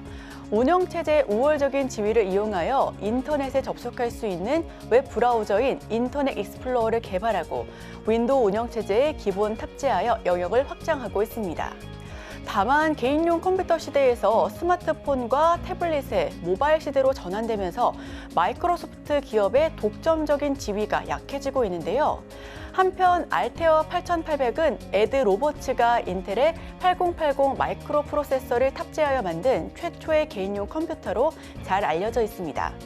당시 하버드의 대학생이었던 빌 게이츠와 폴 알렌은 알테어를 작동시키기 위해서 필요한 프로그램 언어인 베이직 프로그램을 개발하여 특허를 제출하고 판매를 하게 됩니다. 베이직 언어의 경우 소프트웨어를 개발하기 위해서 필요한 프로그래밍 언어였습니다. 그리고 IBM 호환용 PC가 나오자 IBM PC에 필요한 운영체제를 개발하여 마이크로소프트 도스를 만들게 됩니다. 이것이 지금의 마이크로소프트가 있게 만든 계기가 되는데요. 이후 마이크로소프트는 GUI 기반의 윈도우 운영체제를 만들면서 컴퓨터 시장을 장악하게 됩니다. 마이크로소프트는 인터넷 브라우저 영역에도 눈을 돌려 웹브라우저를 개발하여 윈도우 98 출시부터 끼워 팔기 전략을 사용하게 됩니다. 이를 통해 마이크로소프트는 인터넷 익스플로러 시장도 독점적으로 장악합니다. 2001년 11월에는 게임기인 엑스박스를 출시하게 되는데요. 2003년 10월에는 마이크로소프트의 오피스 소프트웨어를 출시하면서 마이크로소프트의 입지를 확고하게 다지게 됐습니다. 2015년 6월에는 새로운 웹브라우저인 마이크로소프트 엣지를 출시하고요. 마이크로소프트는 웹메일 서비스와 한메일과 그리고 인터넷 영상전화 업체인 스카이프, 비즈니스 전문 SNS인 링크드인, 소스코드 공유 사이트인 깃허브의 회사들도 인수해 나갑니다. 마이크로소프트 하면 빼놓을 수 없는 앙숙이 바로 애플이죠. 마이크로소프트와 애플은 늘 경쟁 관계에 있는 기업입니다. 두 회사는 과거에 개인용 컴퓨터의 시장 패권을 가지고 경쟁했습니다. 윈도우의 화면이 애플의 맥 OS를 모방했다고 해서 애플에서 마이크로소프트 회사에 소송을 걸기도 했고요. 7년의 긴 법정 다툼 끝에 애플이 패소했습니다. 하지만 두 기업의 창립자이자 CEO인 빌 게이츠와 스티브 잡스는 같은 동갑내기로 좋은 관계를 유지했던 것으로 잘 알려져 있습니다. 마이크로소프트는 미국에서 근무하는 임직원들을 포함해 전 세계에 수만 명의 사람들을 고용하고 있습니다. 특히 IT와 엔지니어링 부문의 직원들을 절대적으로 많이 확보하고 있는 IT 분야의 절대 강자 기업입니다. 현재 인공지능 부문에도 관심을 두고 있고요. 마이크로소프트는 인공지능에 의한 작동을 통해서 사용자를 지원해주는 개인용 컴퓨터의 윈도우 11 운영체제에 코파일럿 기능을 탑재하고 있습니다. 또 마이크로소프트와 세계 최대 자산 운용사 블랙록이 최대 1,000억 달러 규모의 인공지능 인프라 투자에 나선다는 소식도 있죠. 아랍에미레이트로부터 300억 달러 규모의 자금을 끌어와서 펀드를 출범시킨 뒤 모금액을 점차 늘려나가겠다라는 계획을 밝혔는데요. 마이크로소프트와 블랙록 측에 따르면 UAE 국가 자금으로 구성된 투자업체 MGX 등과 함께 글로벌 AI 인프라 투자 파트너십, 즉 GAIIP를 구성해 300억 달러 이상의 사모펀드를 조성할 예정입니다. GAIIP에는 블랙록에 인수된 투자 사모펀드 글로벌 인프라스트럭처 파트너스와 아부다비의 MGX 그리고 엔비디아 등도 동참하고요. 블랙록 등 자산운용사는 자금을 대는 데 주력하고 마이크로소프트와 엔비디아는 데이터 센터 구축과 반도체 공급망 등에 대한 지식을 제공할 전망입니다. 펀드 규모로는 300억 달러 규모로 시작하지만 채권 금융 등을 포함하면 투자 가능 금액은 1,000억 달러에 이를 것으로 추산됩니다. 블랙록 최고 경영자 레리 핑크는 세계적으로 데이터 센터를 구축하는 데 필요한 자금이 수조 달러에 달하고 현금 및 보험사들이 장기 인프라 투자에 큰 관심을 보이고 있어 추가 투자 유치 계획도 있다며 GAIIP는 자본시장이 인프라를 구축하고 새로운 기술과 기회를 창출하는 좋은 사례라고 말했습니다. 펀드 투자 대상은 데이터 센터를 넘어 기반 전력망 구축 등을 망라합니다. 미국을 중심으로 투자가 이뤄질 예정이지만 협력 국가들에 대한 투자 가능성 또한 열려 있습니다. 마이크로소프트와 블랙록 측은 외국 투자 계획에 대해 미국 의회와 규제 당국과 논의를 마쳤다고 밝혔고요. 마이크로소프트 CEO 사티아 나델라는 이를 통해 금융 및 산업계 지도자들을 한자리에 모아 미래 인프라를 건설하고 지속 가능한 방식으로 전력을 공급할 계획이라고 밝혔습니다.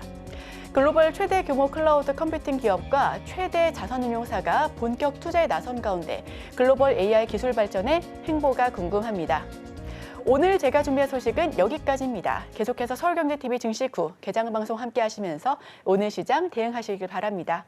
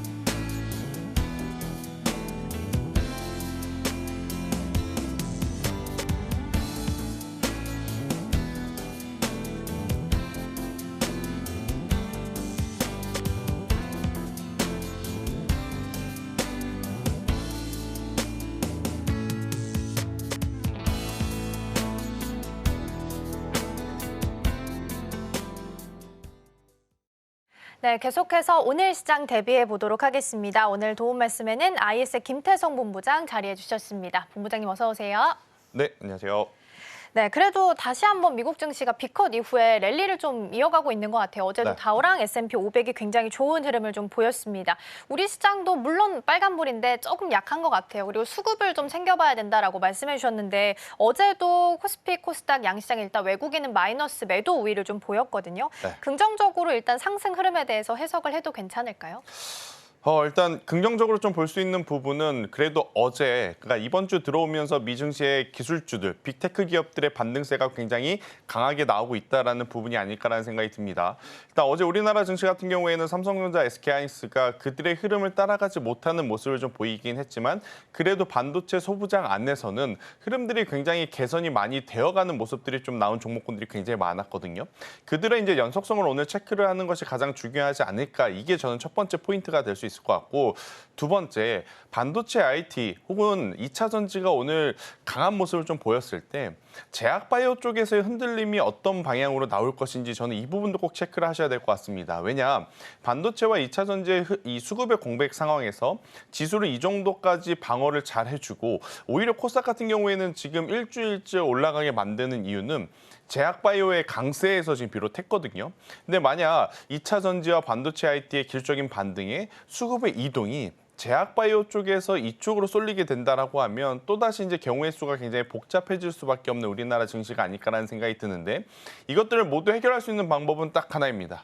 현물 증시에 외국인의 수급이 대량으로 들어오게 되면 반도체도 강할 수 있고 2차 전지도 반등세가 강하게 나올 수 있고 제약바이오 또한 계속해서 상승 기조를 좀 이어갈 가능성이 높기 때문에 오늘은 현물 증시에 여전히 수급의 어떤 동향을 계속해서 살펴보셔야 되지 않을까라는 의견 드리도록 하겠습니다. 네, 말씀해 주신 것처럼 여전히 현물 시장 안에 수급이 들어오는지 체크를 하셔야 될 것 같습니다. 미국 시장 안에서 미국 쪽에서는 일단 중국의 소프트웨어 커넥티드카 금지한다라고 하면서 계속해서 옥죄기에 좀 들어갔습니다.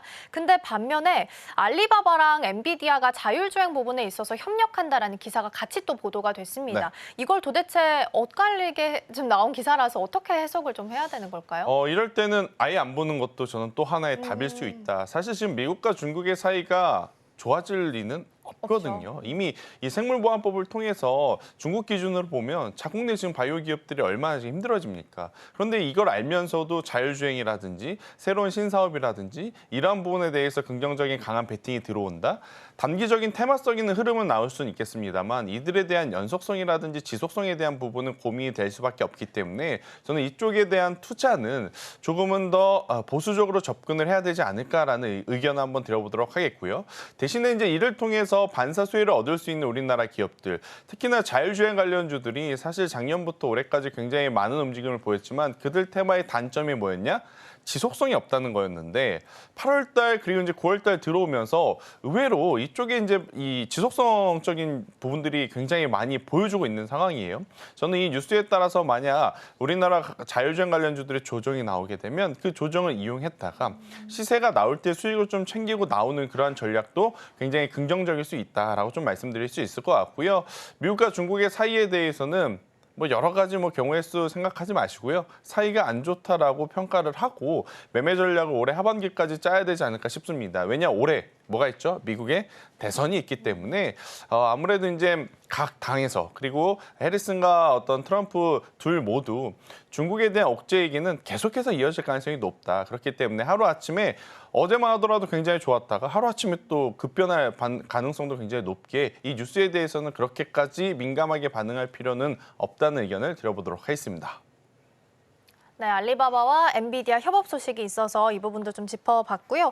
오늘 일정상 밸류업 지수가 발표가 될 예정입니다. 물론 어제부터 조금 청산하는 흐름이 좀 보이고 있는 것 같기도 해요. 그리고 또 우리 증시 특성상 새로운 뉴스로 또 작용할 수 있기 때문에 관련주 대응은 좀 어떻게 해보는 게 좋을까요? 일단 밸류 프로그램의 가장 중요한 포인트는 아마 많은 분들이 지금 뭐 배당에 대한 이야기도 하고 있으신 것 같은데 저는 더 중요한 건 뭐냐면 자사주 소각인 것 같습니다. 그러니까 미국과 우리나라 증시의 차이점은 뭐냐? 미국은 자사주 소각은 바로 자사주 매입은 자사주 소각으로 이어지거든요. 그러니까 이거는 뭐 선택이 아닌 이제 필수인 상황이죠. 근데 이제 우리나라 같은 경우에는 자사주 매입 공시 따로 그리고 나서 나중에 소각을 하게 되면 소각 공시 따로 지금 내야 되는 상황인데 다수의 기업들이 매입은 잘합니다. 지분 보호를 하기 위해서. 하지만 그동안에 소각을 해오지 못한 부분들이 많기 때문에 저는 다른 부분보다도 이러한 소각적인 부분에 제한이 아닌 아무래도 좀 의무성이 좀 띄는 그런 모습들이 나오게 된다면 저는 세론 뉴스가 아니라 지금 현 구간에서부터 추가적인 상승이 나올 만한 기업들이 굉장히 많지 않겠나라는 생각이 들고 있고 또 수급 밸류업 프로그램을 공시하겠다라고 앞둔 기업들 중에 지금 주도 섹터 제약바이오 기업과 연관해서 보면 HK 이노엔이라고 하는 기업도 지금 눈여겨볼 수는 있을 것 같고 그리고 이제 그동안에 LS, LG 이러한 지주사에 대한 이야기도 좀 많이 드렸지 않습니까? 이들이 사실은 은행주라든지 금융, 보험 이쪽보다 소각에 대한 이슈가 조금 더 강하게 들어맞을 수 있는 어떤 기업들이다 보니까요. 저는 지주사 쪽을 한번 보시는 게 지금은 더 나은 판단일 수도 있겠다라는 의견 드려보도록 하겠습니다. 네, 자사주 소각 여부도 중요하겠고요. 지주사를 조금 더 집중해서 보시면 좋을 것 같습니다. 어제 시장 안에서 삼성전기의 전고체 배터리, 초소형이죠.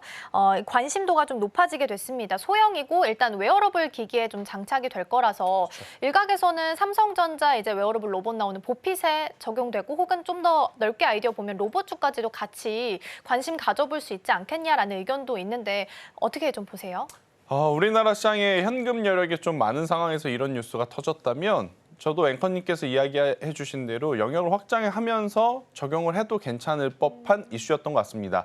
하지만 문제는 뭐였냐면 전고체를 왜 삼성전기에서? 라는 의구심이 붙을 수밖에 없어요. 왜냐? 삼성 SDI라고 하는 기업이 있는데 갑작스럽게 삼성전기에서 전고체 이야기를 하다 보니 오히려 삼성 SDI가 한 번 더 강하게 치고 갈 수 있었던 상황에서 쉬어갈 수밖에 없고 그동안에 단기적으로 조정이 깊었던 삼성전기의 수급이 이동은 되었는데 즉 우리나라 증시에 어떻게 보면 수급이 약한 상황이라서 악성 매물을 어제도 다 소화하지 못하고 오히려 갭상승 이후에 음봉 조정이 나왔거든요.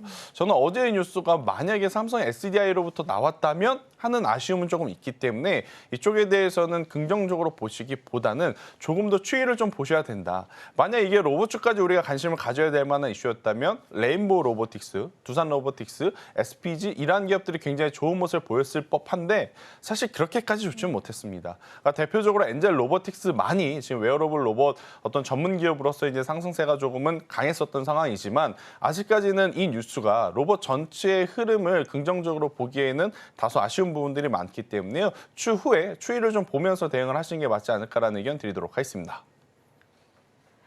어제 삼성전기 소식이 좀 전해졌었습니다. 소형 전고체 배터리 관련해서 출시를 했다라는 건데 일단 웨어러블 기기에 적용이 될 것으로 보입니다. 그래서 뭐 갤럭시 링이나 워치 그리고 버즈에 적용이 될 거고 좀 더 아이디어를 확장해서 보면 일단 전고체 배터리가 뭐 꿈의 배터리라는 이야기 나오고 있기 때문에 이게 피부에 닿았을 때도 안정성이 좀 확보가 된 거기 때문에 이제 조금 더 확보를 좀 아이디어를 확장을 해가면 로봇주까지도 웨어러블 기기까지도 가능하겠다라는 아이디어로 좀 확장이 됐습니다. 오늘 삼성전기 시세도 추가적으로 확인해 보시면 좋을 것 같고요. 일정상 오늘 금투세 관련한 토론도 예정이 좀 되어 있습니다. 폐지 유예 쪽으로 가게 될지 혹은 보완 쪽으로 가게 될지 일단은 시시비비를 조금 더 가려보셔야 될 것 같고요. 수급도 좀 체크를 해보셔야 될 것 같습니다. 여전히 현물 시장 안에서 외국인 투자자들이 좀 빼고 있는 모습 보이고 있기 때문에 오늘 추가적으로 매수로 좀 들어올 수 있을지 확인해 보시면 좋겠습니다. 오늘 시장 문 열고 돌아오겠습니다.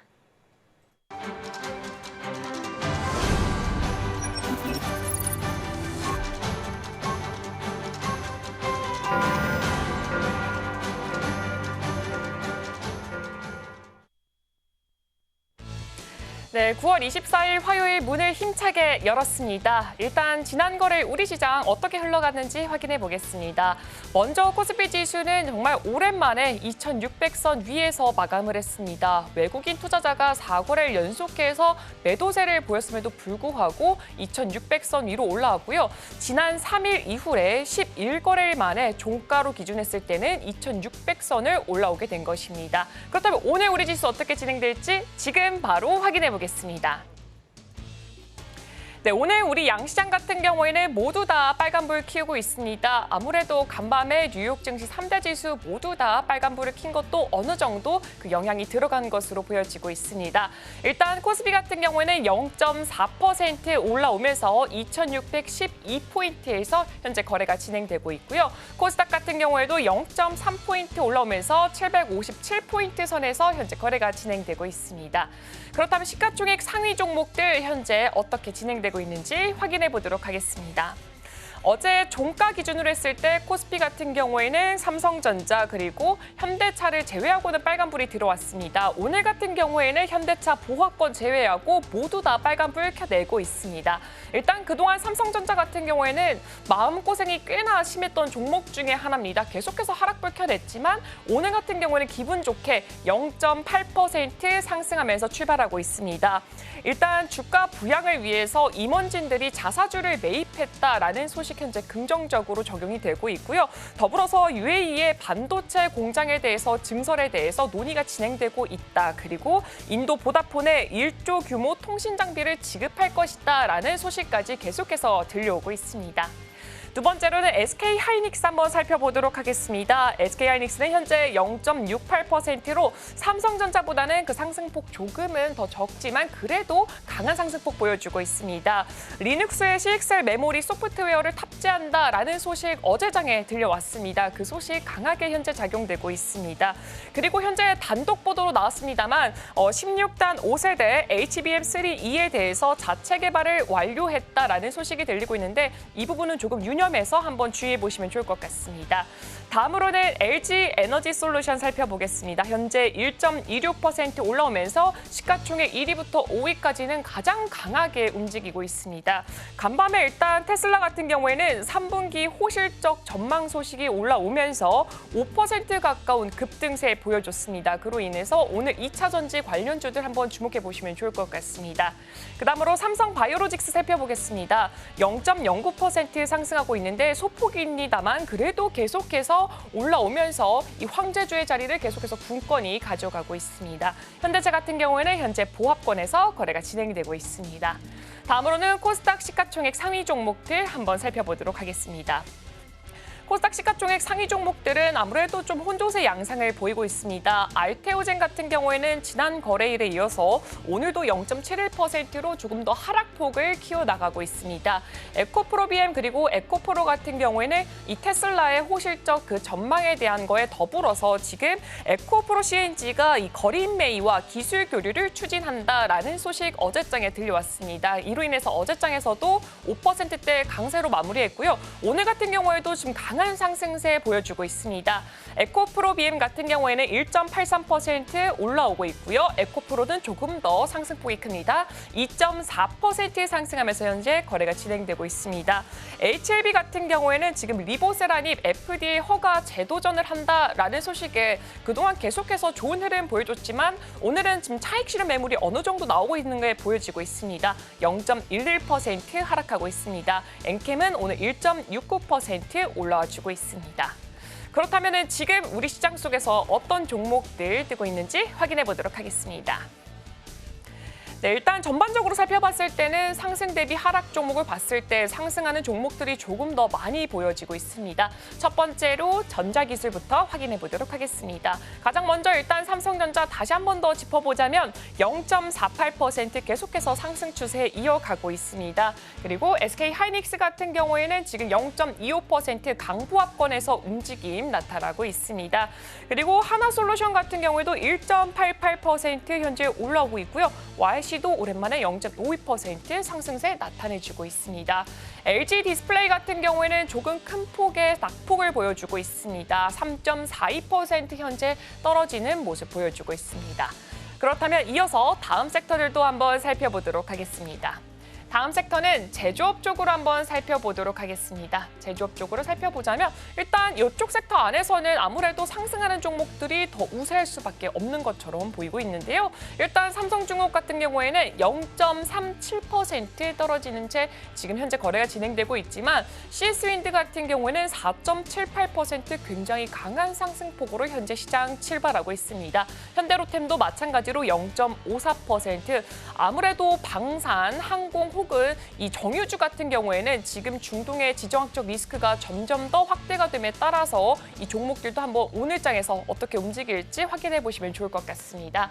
그리고 에코프로비엠은 1.36% 아까 마찬가지로 계속해서 상승불 켜내고 있습니다. 현대로템도 1.08% 올라오고 있고요. LS일렉트릭 같은 경우는 굉장히 큰 폭의 상승세로 출발하고 있습니다. 4.28% 올라오고 있습니다.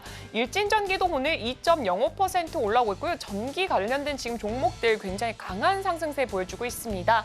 산일전기, 재룡전기 각각 2.76%, 3.09% 상승폭 올라오고 있습니다. 그리고 한미반도체도 지금 0.3% 소폭이지만 그래도 상승세 이어가고 있습니다. 그리고 HD 현대일렉트릭도 2.3%, 삼성 SDI도 1.06% 올라오고 있습니다. 그렇다면 다음 섹터들도 한번 살펴보도록 하겠습니다.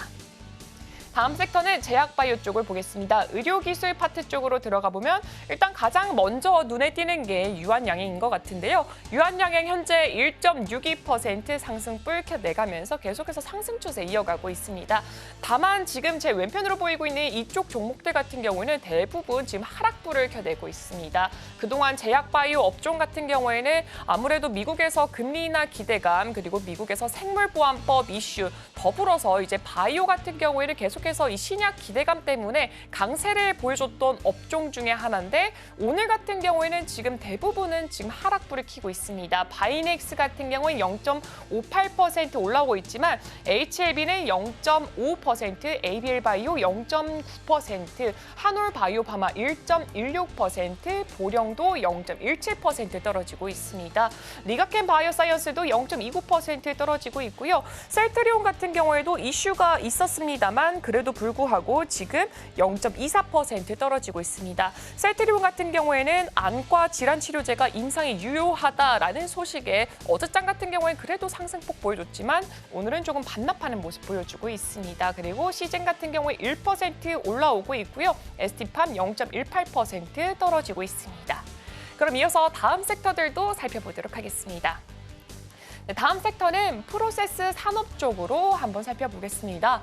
이쪽 섹터 쪽은 대부분 상승폭을 켜내고 있습니다. 일단 에코프로 2.17%로 아까보다 상승폭 조금 더 키워나가고 있습니다. 에코프로 머티 같은 경우에는 강부합권에서 현재 움직임 보여주고 있습니다. 네, 그리고 이수 스페셜티 케미컬 같은 경우도 1.75% 크게 올라와 주고 있고요. 포스코 퓨처엠도 2.5%, DI 동일도 4%대로 정말 강한 상승세 보여주고 있습니다. LG 화학도 지금 3.92%로 거의 4% 가까운 강세 나타나고 있습니다.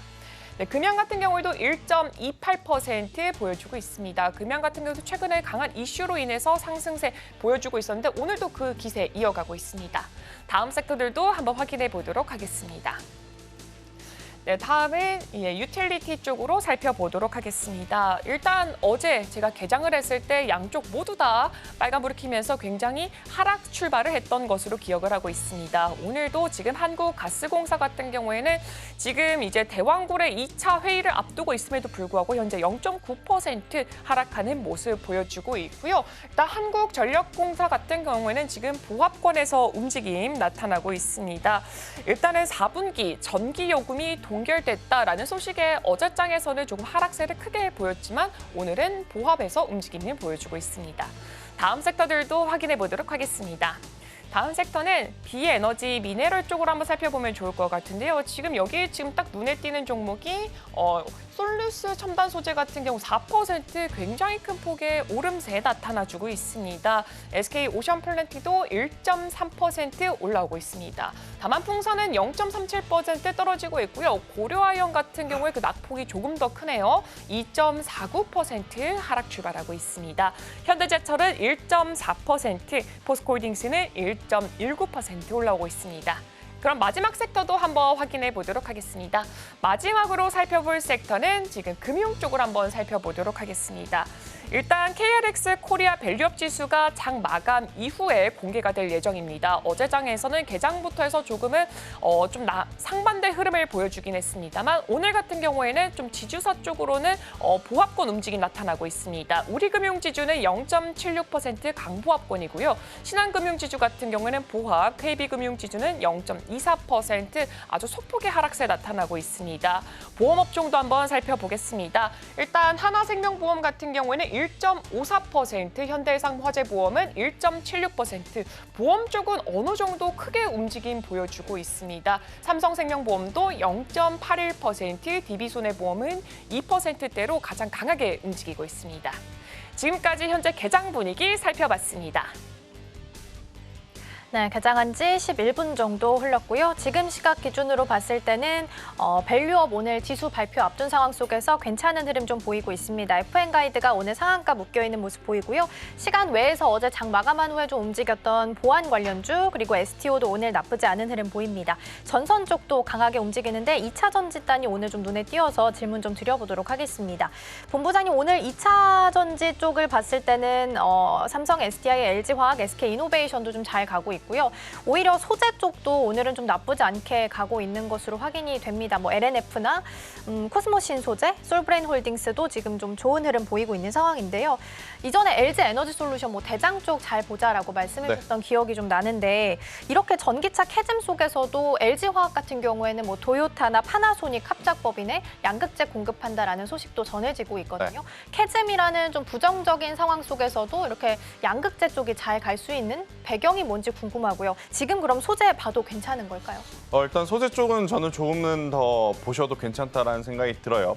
일단 오늘 2차 전지가 올라오는 이유는 크게 두 가지라고 좀 꼽을 수는 있을 것 같아요. 오늘 아침에 마감한 미국 증시를 아마 보신 분들은 아시겠지만 테슬라가 정말 강한 모습을 좀 보였는데 내용을 좀 체크를 해봐야 되겠죠. 사실 올해 상반기 테슬라 같은 경우에는 차량 인도량 때문에 오르는 날이 거의 없었습니다. 그러면 뭐 때문에 올랐느냐?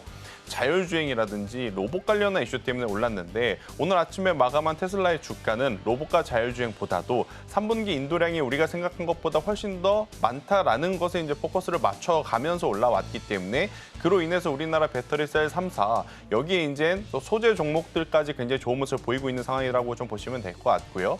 그리고 이제 외국계 증권사 리포트에서도 반도체에 대해서는 굉장히 부정적인 이야기를 많이 하지만 오히려 2차전지 쪽에서는 긍정적인 매수 리포트도 좀 많이 나오고 있는 상황이고 우리나라 쪽에서도 마찬가지죠. 2차전지에서 대표적으로 유진증권이 굉장히 부정적인 리포트를 좀 많이 냈었는데 일단 유진증권 쪽에서도 지금의 저가의 매력은 충분히 이용해 볼 필요는 있다라는 이야기가 나오고 있습니다. 그러면서 어제 굉장히 강한 모습을 보였기에 오늘 저는 숏 커버링 물량까지도 들어오게 된다라고 하면 배터리 셀 3사뿐만 아니라 네코프로 그룹주 아니면 LNF와 같은 기업들까지 추가적인 상승세는 조금은 더 이어질 가능성이 높다라는 의견을 드리도록 하겠습니다. 네, 2차전지 흐름 계속해서 보셔야 될 것 같고요. 오늘은 소재 쪽도 강하게 좀 같이 움직이고 있습니다.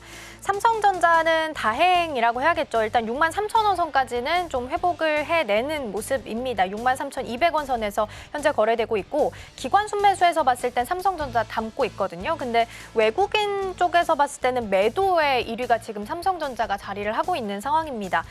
가격적으로 봤을 때는 PBR도 한 1.1배까지 떨어졌고 이제 TP 하향한 조정 리포트 보니까 10손가락 채웠다라는 기사도 좀 있더라고요. 그래서 지금 가격대를 본부장님이 보시기에는 어떤 구간이라고 좀 보세요? 일단 대표적으로 모건 스탠리가 우리나라 반도체에 대해서 부정적으로 이야기를 하잖아요. 그런데 오늘 또 아침에 JP 모건 쪽에서는 오히려 긍정적인 이야기를 했습니다. 마이크론 말씀. 그렇죠. 그러니까 마이크론뿐만 아니라 우리나라 삼성전자에 대해서도 굉장히 긍정적인 코멘트들이 있었어요. 그러니까 그들도 지금 굉장히 서로 의견들이 엇갈릴 수밖에 없는 상황이다라고 좀 보시면 될 것 같고요. 일단 그로 인해서 어찌되었든 삼성전자는 가격적인 메리트는 발생이 되었습니다. SK 하이닉스보다도 오히려 삼성전자, 매는 SK 하이닉스가 맞았는데 아픈 건 삼성전자가 지금 더 아픈 상황이에요. 그러게요.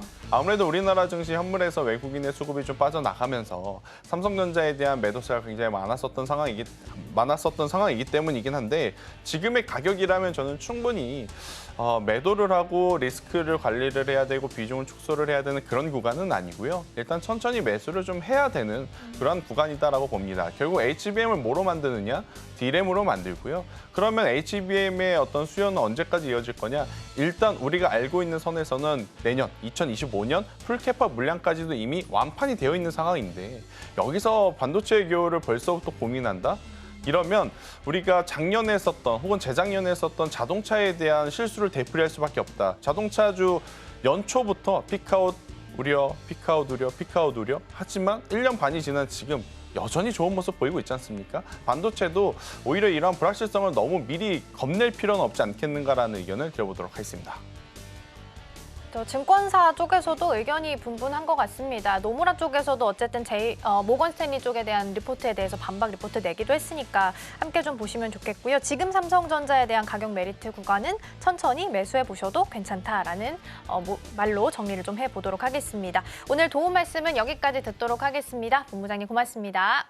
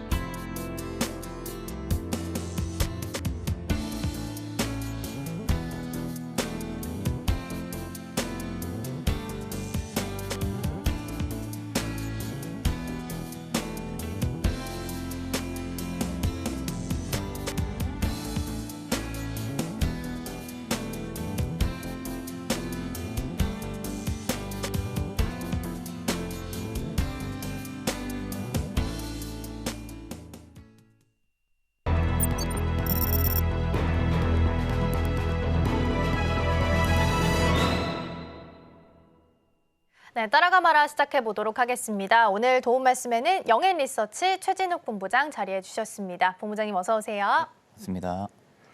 네, 앞서서 살짝 이야기하긴 했지만 JP모건 쪽에서는 이제 마이크론에 대해서 어쨌든 긍정적인 평가를 좀 하기도 했습니다. 그리고 이번 주에 지금 실적 발표가 예정되어 있는데 최근 메모리 반도체 수요 부진 이야기는 나오고 있습니다만 실적이 좀 잘 나오게 된다면 좀 반등의 트리거가 될 수 있을까요?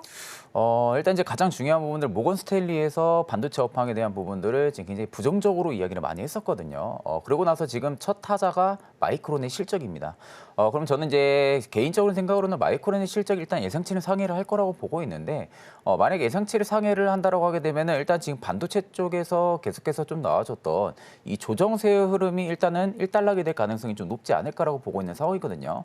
일단은 JP 모건도 마찬가지고 모건 스탠리도 마찬가지고 반도체 업황에 대한 부분들에 있어서는 엎치락뒤치락이 계속 이어지고 있는 상황입니다. 그러니까 그 누구도 아직까지 반도체 업황에 대한 부분들을 정확하게 시그널을 지금 보내고 있는 부분들은 없거든요. 다만 이제 외국인의 지금 외국 쪽에서의 매도 리포트 부분들이 굉장히 좀 부정적인 역할로 좀 많이 이어지면서 뭐 SK하이닉스나 삼성전자 같은 경우도 굉장히 큰 하락을 좀 보여줬던 부분들인데 이게 사실상 삼성전자의 지금 PBR 기준으로만 따져보면은 2020년의 저가 수준입니다. PBR 수치로 보면 1.1배, 한 1.2배 정도가 되는 수치인데 그 당시 2020년에 PBR 1.1배 정도를 달성하고 나서 그때부터 쭉 위로 말아 올렸었거든요. 그러니까 지금과 같은 지금 수치 레벨에 와 있는 상태가 삼성전자라고 볼 수가 있는 부분들이고 그간 삼성전자가 계속해서 좀 저점을 깨고 내려갔었어요. 그런데 최근에 보게 되면 이틀 전에 저점을 지켜주고 있는 모습입니다. 그러니까 지금은 PBR 수치로도 굉장히 매력적인 밸류 구간에 와 있는 상태고 가격적인 메리트 구간들이 지금 기관 쪽에서 계속 좀 이어지고 있는 것으로 판단이 듭니다. 여전히 좀 외국인의 매도세가 계속해서 이어지고 있는 모습이긴 하지만 반대로 기관이 어느 정도 매수 물량을 좀 담아주면서 주가를 좀 방어를 해주고 있다고 볼 수가 있는 부분이라고 추측을 해볼 수가 있고요. 그럼 여기서 이제 일단은 마이크론의 실적이 내일 좀 발표가 된다라고 하게 되면은 예상치를 좀 상회하는 흐름들이 이어진다 하게 되면 아마 삼성전자 같은 경우도 외국인들의 매수세가 일단 좀 전환이 될 가능성도 우리가 염두를 해둬야 된다는 겁니다. 그러니까 이제 확실하게 좀 말씀을 드리게 되면은 SK하이닉스나 삼성전자 저를 너무 과도하게 빠졌다고 보고 있는 상황이거든요. 이미 반도체 업황에 대한 부분들이 부진하다라는 이야기를 나오고는 있지만 보통 반도체 업황의 슈퍼사이클에 들어오게 되면은 이렇게 보통 짧은 주기로 끝나지가 않습니다. 보통 못해도 한 5년, 10년 정도의 슈퍼사이클이 계속해서 좀 들어와주는 부분들인데 지금은 1년도 채 되지 않고 사이클이 끝났다라는 이야기가 나오고 있는 상황이거든요. 그렇다 하게 되면은 저는 오히려 이게 공포에 매수를 해야 되는 시즌이라고 봅니다. 그러니까 지금은 충분히 내가 비중을 올인을 해서 한 번에 좀 매수를 들어가기보다는 일부 조금씩 분할로 지금은 담을 수 있는 기회라는 거죠. 그러니까 지금과 같은 가격이 두 번 다시 또 올 수 있을 가격 일지를 우리가 생각을 해둔다고 하게 되면은 저는 지금 자리는 굉장히 좀 매력적이라고 보고 있는 상황입니다. 그러게요. 지금 봤을 때 PBR 지금 1.15배이기 때문에 진짜 가격적인 부분에 있어서는 매력적으로 볼 수 있겠다. 다만 담아간다면 조금씩 분할 매수 관점으로 보시면 좋겠습니다. 일단 주가는 기관이 담아가면서 좀 방어해주고 있고요. 오늘은 5일선 타고 좀 올라가려는 시도는 보이고 있는 자리입니다. 본부장님 지금 이제 10월 다음 주에 시작이 되고 어닝 네네. 시즌도 곧 이제 시작이 될 텐데 본부장님께서 바라보시는 가장 좀 실적 잘 나올 만한 좀 매력 있는 섹터가 있다면 어느 쪽 좀 보고 계세요? 일단 저는 하반기 화장품이 좀 실적이 잘 나오지 않을까라고 보고 있는 상황이거든요. 일단 화장품 같은 경우도 거의 비슷합니다. 상반기 때 피크아웃 이야기, 2분기 들어서 좀 나왔던 부분들이고요. 근데 이제 우리가 여기서 자세하게 봐야 되는 부분들은 상반기 대비 하반기 이벤트가 많다라는 겁니다. 그러니까 하반기에 좀 쇼핑 데이라고 좀 많은 이야기를 하고 있거든요. 그러니까 보통 화장품 쪽에 대한 부분들이나 쇼핑 쪽에 대한 부분들이 하반기 성수기로 많이 몰려 있는 상황이죠. 특히 미국 같은 경우도 블랙 프라이데이 굉장히 큰 행사가 4분기에 또 예정이 되어 있는 상황이고요. 그럼 보통 지금 많은 화장품 기업들이 중국 쪽에서 해야 되는 부분들이 빈도를 많이 낮추면서 유럽이나 북미 쪽의 시장 공략을 계속하고 있는 상황입니다. 특히 이런 시즌에서는 실질적으로 좀 북미 쪽이나 그리고 유럽 쪽에 대한 부분들이 시장 점유율이 높은 기업들이 오히려 상반기 대비 하반기에 실적이 좀 높을 가능성이 높거든요. 결국 이제 고객사들의 재고가 떨어지게 되면은 계속해서 발주를 받을 수밖에 없는 상황인데 보통 블랙 프라이데이 전 3분기 시즌부터가 재고를 계속해서 좀 축적을 시키는 경향들이 굉장히 좀 심합니다. 그러다 보니까 저는 오히려 3분기 실적이 오히려 상반기 실적 대비해서는 굉장히 좀 좋은 수치가 나올 가능성이 높다라고 보고 있고요. 그러면 결국 2분기 들어서 화장품 쪽에 대한 부분들의 피크아웃 우려 이야기들이 굉장히 계속해서 좀 나왔던 부분들인데 이런 부분들이 좀 깰 만한 실적들이 한두 종목에서 나타난다고 하게 되면은 화장품 쪽의 전반적인 매수세 전환들이 굉장히 좀 크게 일어날 가능성이 높다라는 거죠. 그러니까 이제 앞전에 중국에 대한 영향을 많이 받았던 화장품 섹터랑은 이제는 좀 격이 많이 다릅니다. 그렇기 때문에 이제는 계속해서 해외 확장 그리고 해외 쪽에 대한 유통망 채널 확장 부분들이 일어나고 있는 기업들 같은 경우는 충분히 저는 주목을 해볼 필요성이 있다고 보고 있습니다. 저 수출 데이터 너무 잘 나오는 쪽이긴 합니다. 어제도 보면 스킨케어 쪽이 미국 수출 기준으로 봤을 때 사상 1,000억 원을 돌파했다라는 데이터 나오기도 했습니다. 오히려 뭐 블랙 프라이데이도 있고 11월에 또 광군제도 있기 때문에 계속해서 이벤트는 좀 남아있다라는 부분도 염두해 주시면 좋겠습니다. 자, 오늘 시장 체크해 보겠습니다. 실시간 상승률 상위 종목 먼저 코스피 시장입니다. 네, LNF 솔루스 첨단 소재, LS 일렉트릭, DI 동일, CS 윈드 있습니다. 어떤 종목 살펴볼까요?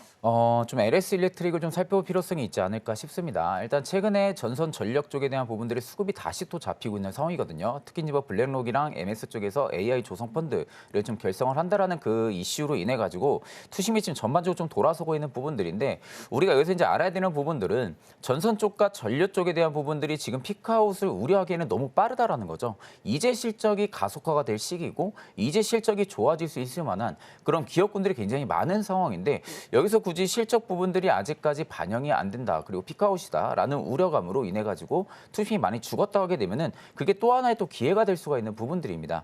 그래서 결국에는 마이크론의 실적이 지금 내달 앞두고 있는 상황인데 마이크론 실적이 만약에 예상치를 또 상회를 해준다라고 하게 되면은 반도체 쪽에 대한 부분들이 매수세가 전환이 되게 되면은 뒤따라 올 수 있는 게 또 전선 전력 쪽이라고 볼 수가 있는 부분들이거든요. 특히 그 안에서도 LS 일렉트릭 같은 경우도 송배전만 쪽에 대한 부분들을 캐파를 계속해서 확장을 시키고 있는 상황이고 미국도 지금 송배전 쪽에 대한 부분들의 시장을 계속해서 성장을 시키고 있는 상황입니다. 그러니까 결국엔 노후화된 인프라 부분들을 계속해서 교체를 일으키면서 인프라 투자를 꾸준하게 진행을 하고 있다는 거죠. 그렇게 된다고 하게 되면 결국에 배전만 쪽에 대한 부분들의 전력 수요가 꾸준하게 증가를 해준다고 하게 되면은 당연히 전선 전력 기기 쪽에 대한 부분들의 업체들의 실적도 분명히 좋아질 수밖에 없는 그런 계기라고 볼 수가 있기 때문에 최근에 조정도 좀 굉장히 잘 나온 상황이고요. 조정이 잘 나온 상황에서 실적에 대한 부분들이 지금 악화가 된 부분들은 전혀 아니다 보니까 저는 오히려 지금 구간에서 충분히 매력적으로 다가갈 수 있다고 보고 있는 상황입니다. 저 이쪽도 숫자 하면 또 빼놓을 수 없는 섹터가 아닐까 싶습니다. 소형 변압기나 뭐 수출 데이터도 너무 잘 나왔습니다. 10일까지 기준으로 봤을 때도 지난 8월 수치보다도 훨씬 잘 나와서 깜짝 놀란 수치를 좀 내놓기도 했는데 일단 전선이나 전력 기기 쪽은 아직까지 피크아웃 우려 논하기는 좀 이를 수 있겠다라는 부분 언급을 좀 해주셨습니다. 자, 그럼 이어서 코스닥 시장도 함께 들여다보도록 하겠습니다. 코스닥입니다. FN가이드, 인텔리안테크, 젠백스, 대주전자재료, 엔캠 있습니다. 어떤 종목 살펴볼까요? 엔캠을 좀 살펴볼 필요성이 있지 않을까 싶습니다. 특히 이제 엔캠을 봐야 되는 부분들은 전해액 쪽에서에 대한 부분들의 거의 1등 주자나 마찬가지거든요. 그러면 최근에 2차 전지 쪽에 대한 부분들 투심이 전환이 되고 있고 만약에 지금 테슬라 쪽에 대한 로보택시 기대감도 일단은 있는 상황에서 지금 시점에서 2차 전지 쪽에 대한 부분들의 업황이 바닥 투심을 더욱더 강화를 시키면서 내년 상반기 실적이 좋아질 거라는 그런 리포트들이 계속해서 나와준다고 하게 되면은 2차 전 쪽에 대한 부분들의 투심이 좀 많이 변화가 일어날 겁니다. 그래서 특히 엔캠 같은 경우가 지금 외국인과 기관의 러브콜을 굉장히 좀 많이 받고 있는 상황이거든요. 특히 이제 개인들 같은 경우는 매수세가 확실히 전에 비해서는 많이 줄어든 모습인데 최근 외국인과 기관 쪽에서의 부분들의 매수세는 굉장히 크게 늘어나고 있다는 겁니다. 특히 거기서 이제 뒷받침될 수 있는 부분들의 투신의 물량까지 늘어나고 있다는 것은 보통 투신의 물량 같은 경우는 좀 단기적인 물량일 가능성이 굉장히 좀 높습니다. 금융투자랑 마찬가지로. 그럼에도 불구하고 지금 금투랑 투신 쪽에서 물량이 계속해서 들어와 준다는 것은 단기적인 지금 펌프질을 예상을 하고 지금 들어와 준다는 부분들로 우리가 생각을 해볼 수가 있고요. 특히 이제 전액 같은 경우가 수출을 진행을 할 수가 없습니다. 수출을 진행을 할 수가 없고 현지 법인을 설립을 해서 자체 생산을 통해 가지고 바로바로 지금 공급을 진행을 해야 되거든요. 바로바로 공급을 진행을 하지 못하면 전액이 좀 굳는다거나 그런 부분들이 좀 생길 수가 있기 때문에 현지 법인 쪽에 지금 엔캠이 계속해서 캐파 확장을 진행을 하고 있다는 거죠.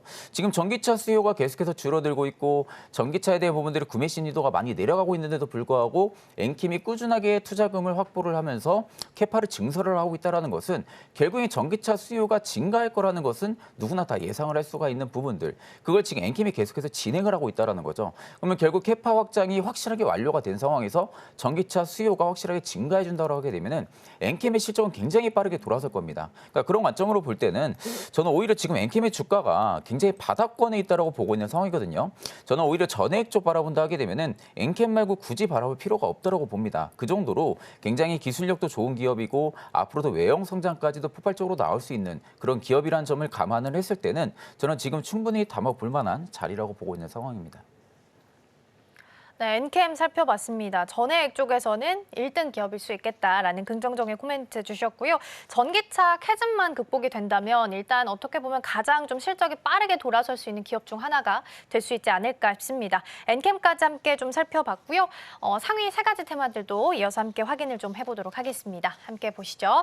첫 번째부터 보겠습니다. 2차 전지 오늘 올라와 있습니다. 어제 미국 시장에서 테슬라가 5% 가까운 반등세를 좀 보였습니다. 3분기 전기차 인도량이 예상치를 좀 상회할 것이다라는 코멘트가 좀 나오게 되면서 일단 2차 전지 쪽에서도 긍정적인 흐름을 좀 같이 받아가고 있는 것으로 보이고요. 셀 쪽도 오늘 흐름 좋고 양극활 물질 쪽도 오늘 소재 쪽도 나쁘지 않은 흐름 좀 보이고 있습니다. 더불어서 오늘 이제 밸류업 지수 발표가 예정이 되어 있는 날입니다. 그러다 보니까 오늘 관련한 움직임들이 좀 보이고 있는데 FN 가이드가 지금 상한가에 묶여서 움직이지 않고 있는 상황이고요. 자사주를 소각하는지 중요하고 그리고 또 앞서서 우리 김태성 본부장과 함께 이야기 나눠봤던 것처럼 지주사 쪽도 주목을 좀 해보셔도 좋을 것 같습니다.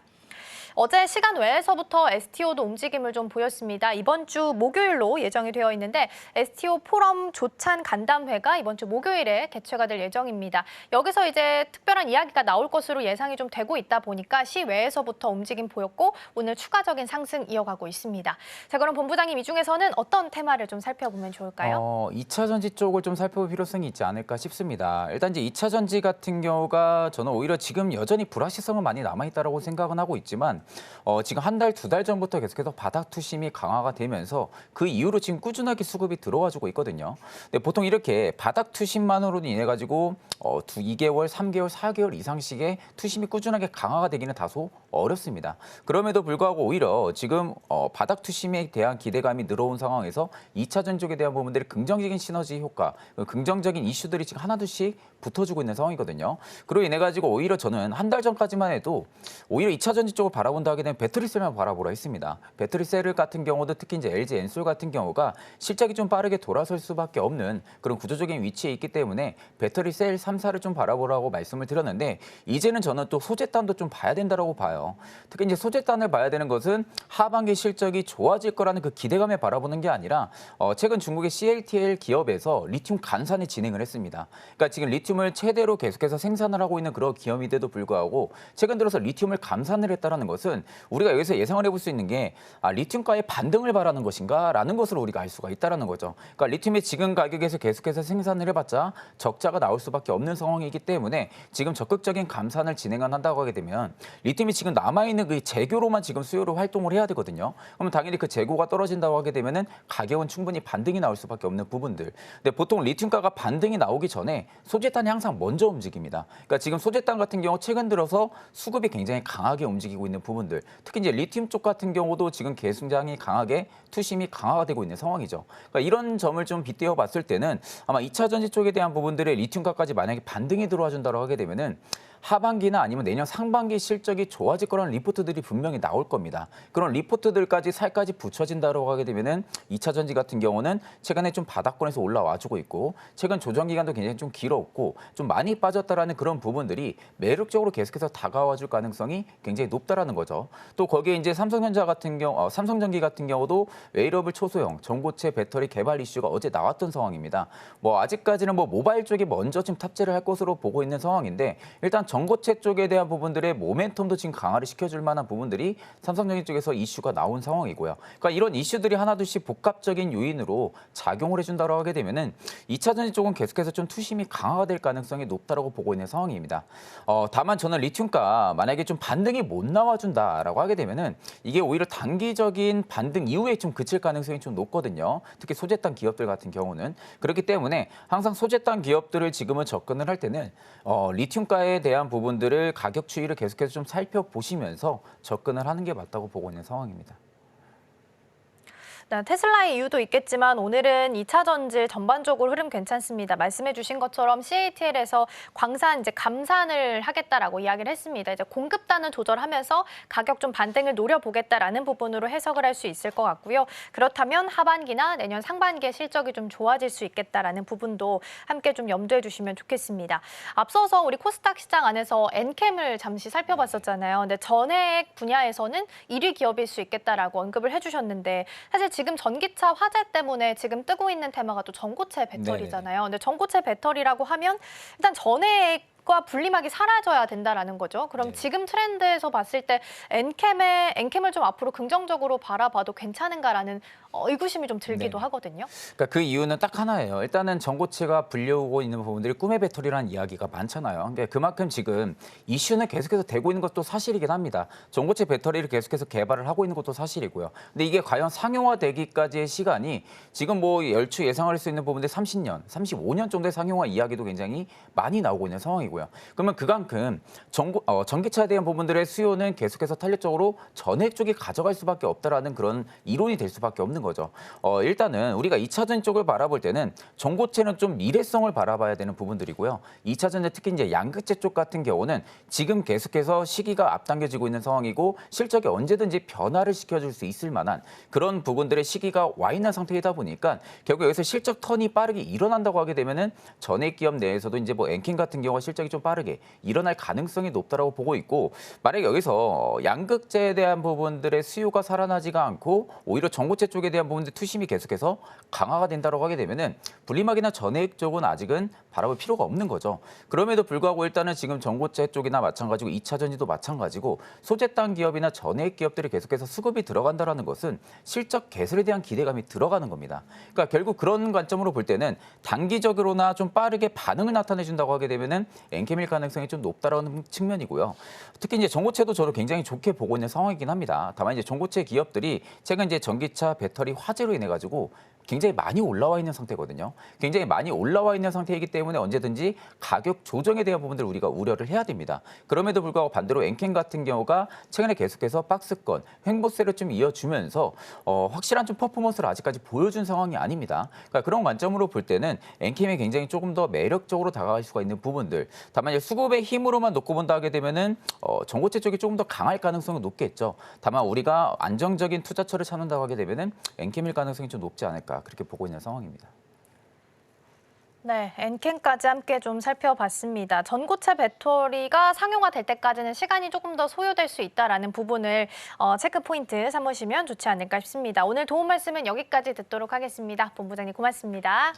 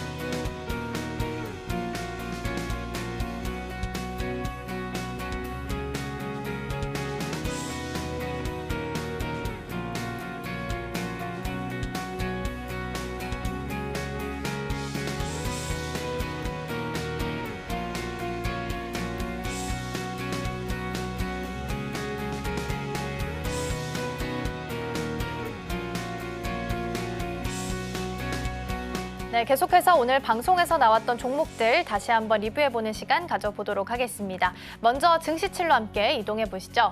오늘 전반적으로 음식료 쪽 이야기를 좀 나눠봤습니다. 롯데 웰푸드 가장 탑픽 종목으로 좀 선정을 해주셨는데요. 어제도 숫자가 잘 나오는 음식료 쪽은 좀 강하게 움직였습니다. 어제 나왔던 수출 데이터를 좀 봤을 때는 과자가 연간 수출액 봤을 때 사상 처음으로 1조 원을 돌파했다라고 합니다. K푸드 중에서도 과자가 또 인기가 있다라고 하죠. 그리고 수출 쪽에서 봤을 때는 24년 기준 1월에서 8월까지 수출이 YOY 대비해서 15% 넘게 상승했다라고 합니다. 물론 라면주도 잘 갔지만 어제는 오전에는 과자주도 좀 강세를 보였고요. 오후장에 좀 꼬리를 달았다라는 부분이 아쉽긴 합니다만 그래도 데이터 잘 나오고 있다라는 부분도 함께 보시면 좋겠습니다. 좀 더 아이디어 확장해서 본다면 검은 반도체라고 불리는 김도 요즘에 흐름 좋으니까요. 함께 체크해 보시면 좋겠습니다. 롯데 롯데 웰푸드는 0.07% 지금 하락하고 있고요. 14만 원 선에서 거래되고 있습니다. 이어서 다음 종목 함께 확인해 보도록 하겠습니다. 우리 오민 전문가님의 탑픽 종목으로 살펴봤던 해운 쪽 함께 좀 보도록 할 텐데요. 해운 한다면 일단 중동 리스크가 같이 끼어 있는 상황입니다. 계속해서 전면전 양상에 대한 이야기 나오고 있기 때문에 좀 살펴보셔야 될 것 같고요. 어제는 보통 중동 리스크 나왔을 때 정유랑 해운 같이 갔었는데 어제는 정유주는 좀 쉬어가고 해운주가 강세를 보였습니다. 특히 해운주는 중동 리스크를 제외하고도 미국 안에서 지금 항만 파업이 예정이 되어 있습니다. 지금 10월 1일로 예정되어 있기 때문에 이게 파업 하루 할 때마다 정상화되는 데까지 5일 정도 소요가 된다고 하거든요. 그래서 전반적으로 실제적으로 파업이 된다면 아시아 지역에 있어서도 영향을 미칠 수 있겠다라는 부분도 염두를 하셔야 될 것 같습니다. SCFI 지수의 영향을 가장 많이 받는데 금요일마다 발표가 되기 때문에 체크해 보시면 좋겠습니다. HMM이 0.45% 상승하고 있고요. 펜오션도 1%대 강세 보이고 있습니다. 다음 섹터도 함께 확인해 보도록 하겠습니다. 우리 최진욱 본부장과 함께 2차 전지 쪽 좀 살펴봤습니다. 셀과 소재까지 이제 같이 좀 아이디어 확장해서 봐야 되는 시점이 됐다라고 언급을 좀 해주셨습니다. 특히 리튬 쪽도 오늘 좀 강세를 보이고 있습니다. CATL 쪽에서 아무래도 가격이 너무 떨어지고 있다 보니까 이걸 좀 조절하기 위해서 공급단을 건드리고 있습니다. 그래서 감산 조치에 나서게 됐고요. 그러다 보니까 자연스럽게 조금씩 반등할 수 있지 않을까라는 기대감 모아가고 있습니다. 그럼 또 자연스럽게 하반기와 내년 상반기 실적까지 긍정적으로 좀 바라보실 수 있을 것 같고요.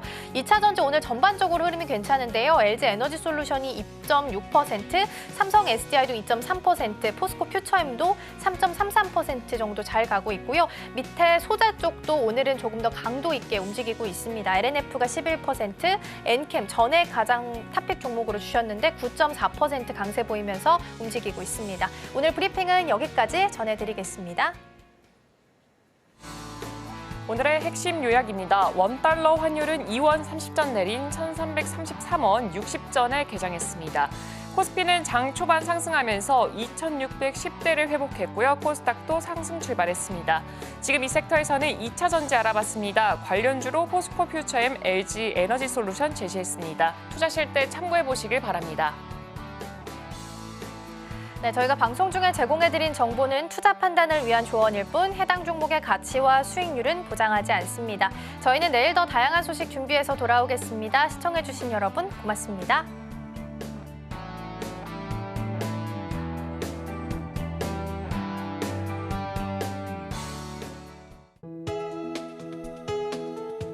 본 방송에서 제공하는 투자 정보는 투자 판단에 대한 조언입니다. 방송에서 제공하는 주식의 가치, 가격 상승 및 하락에 대해서는 방송사에서 보장하지 않습니다.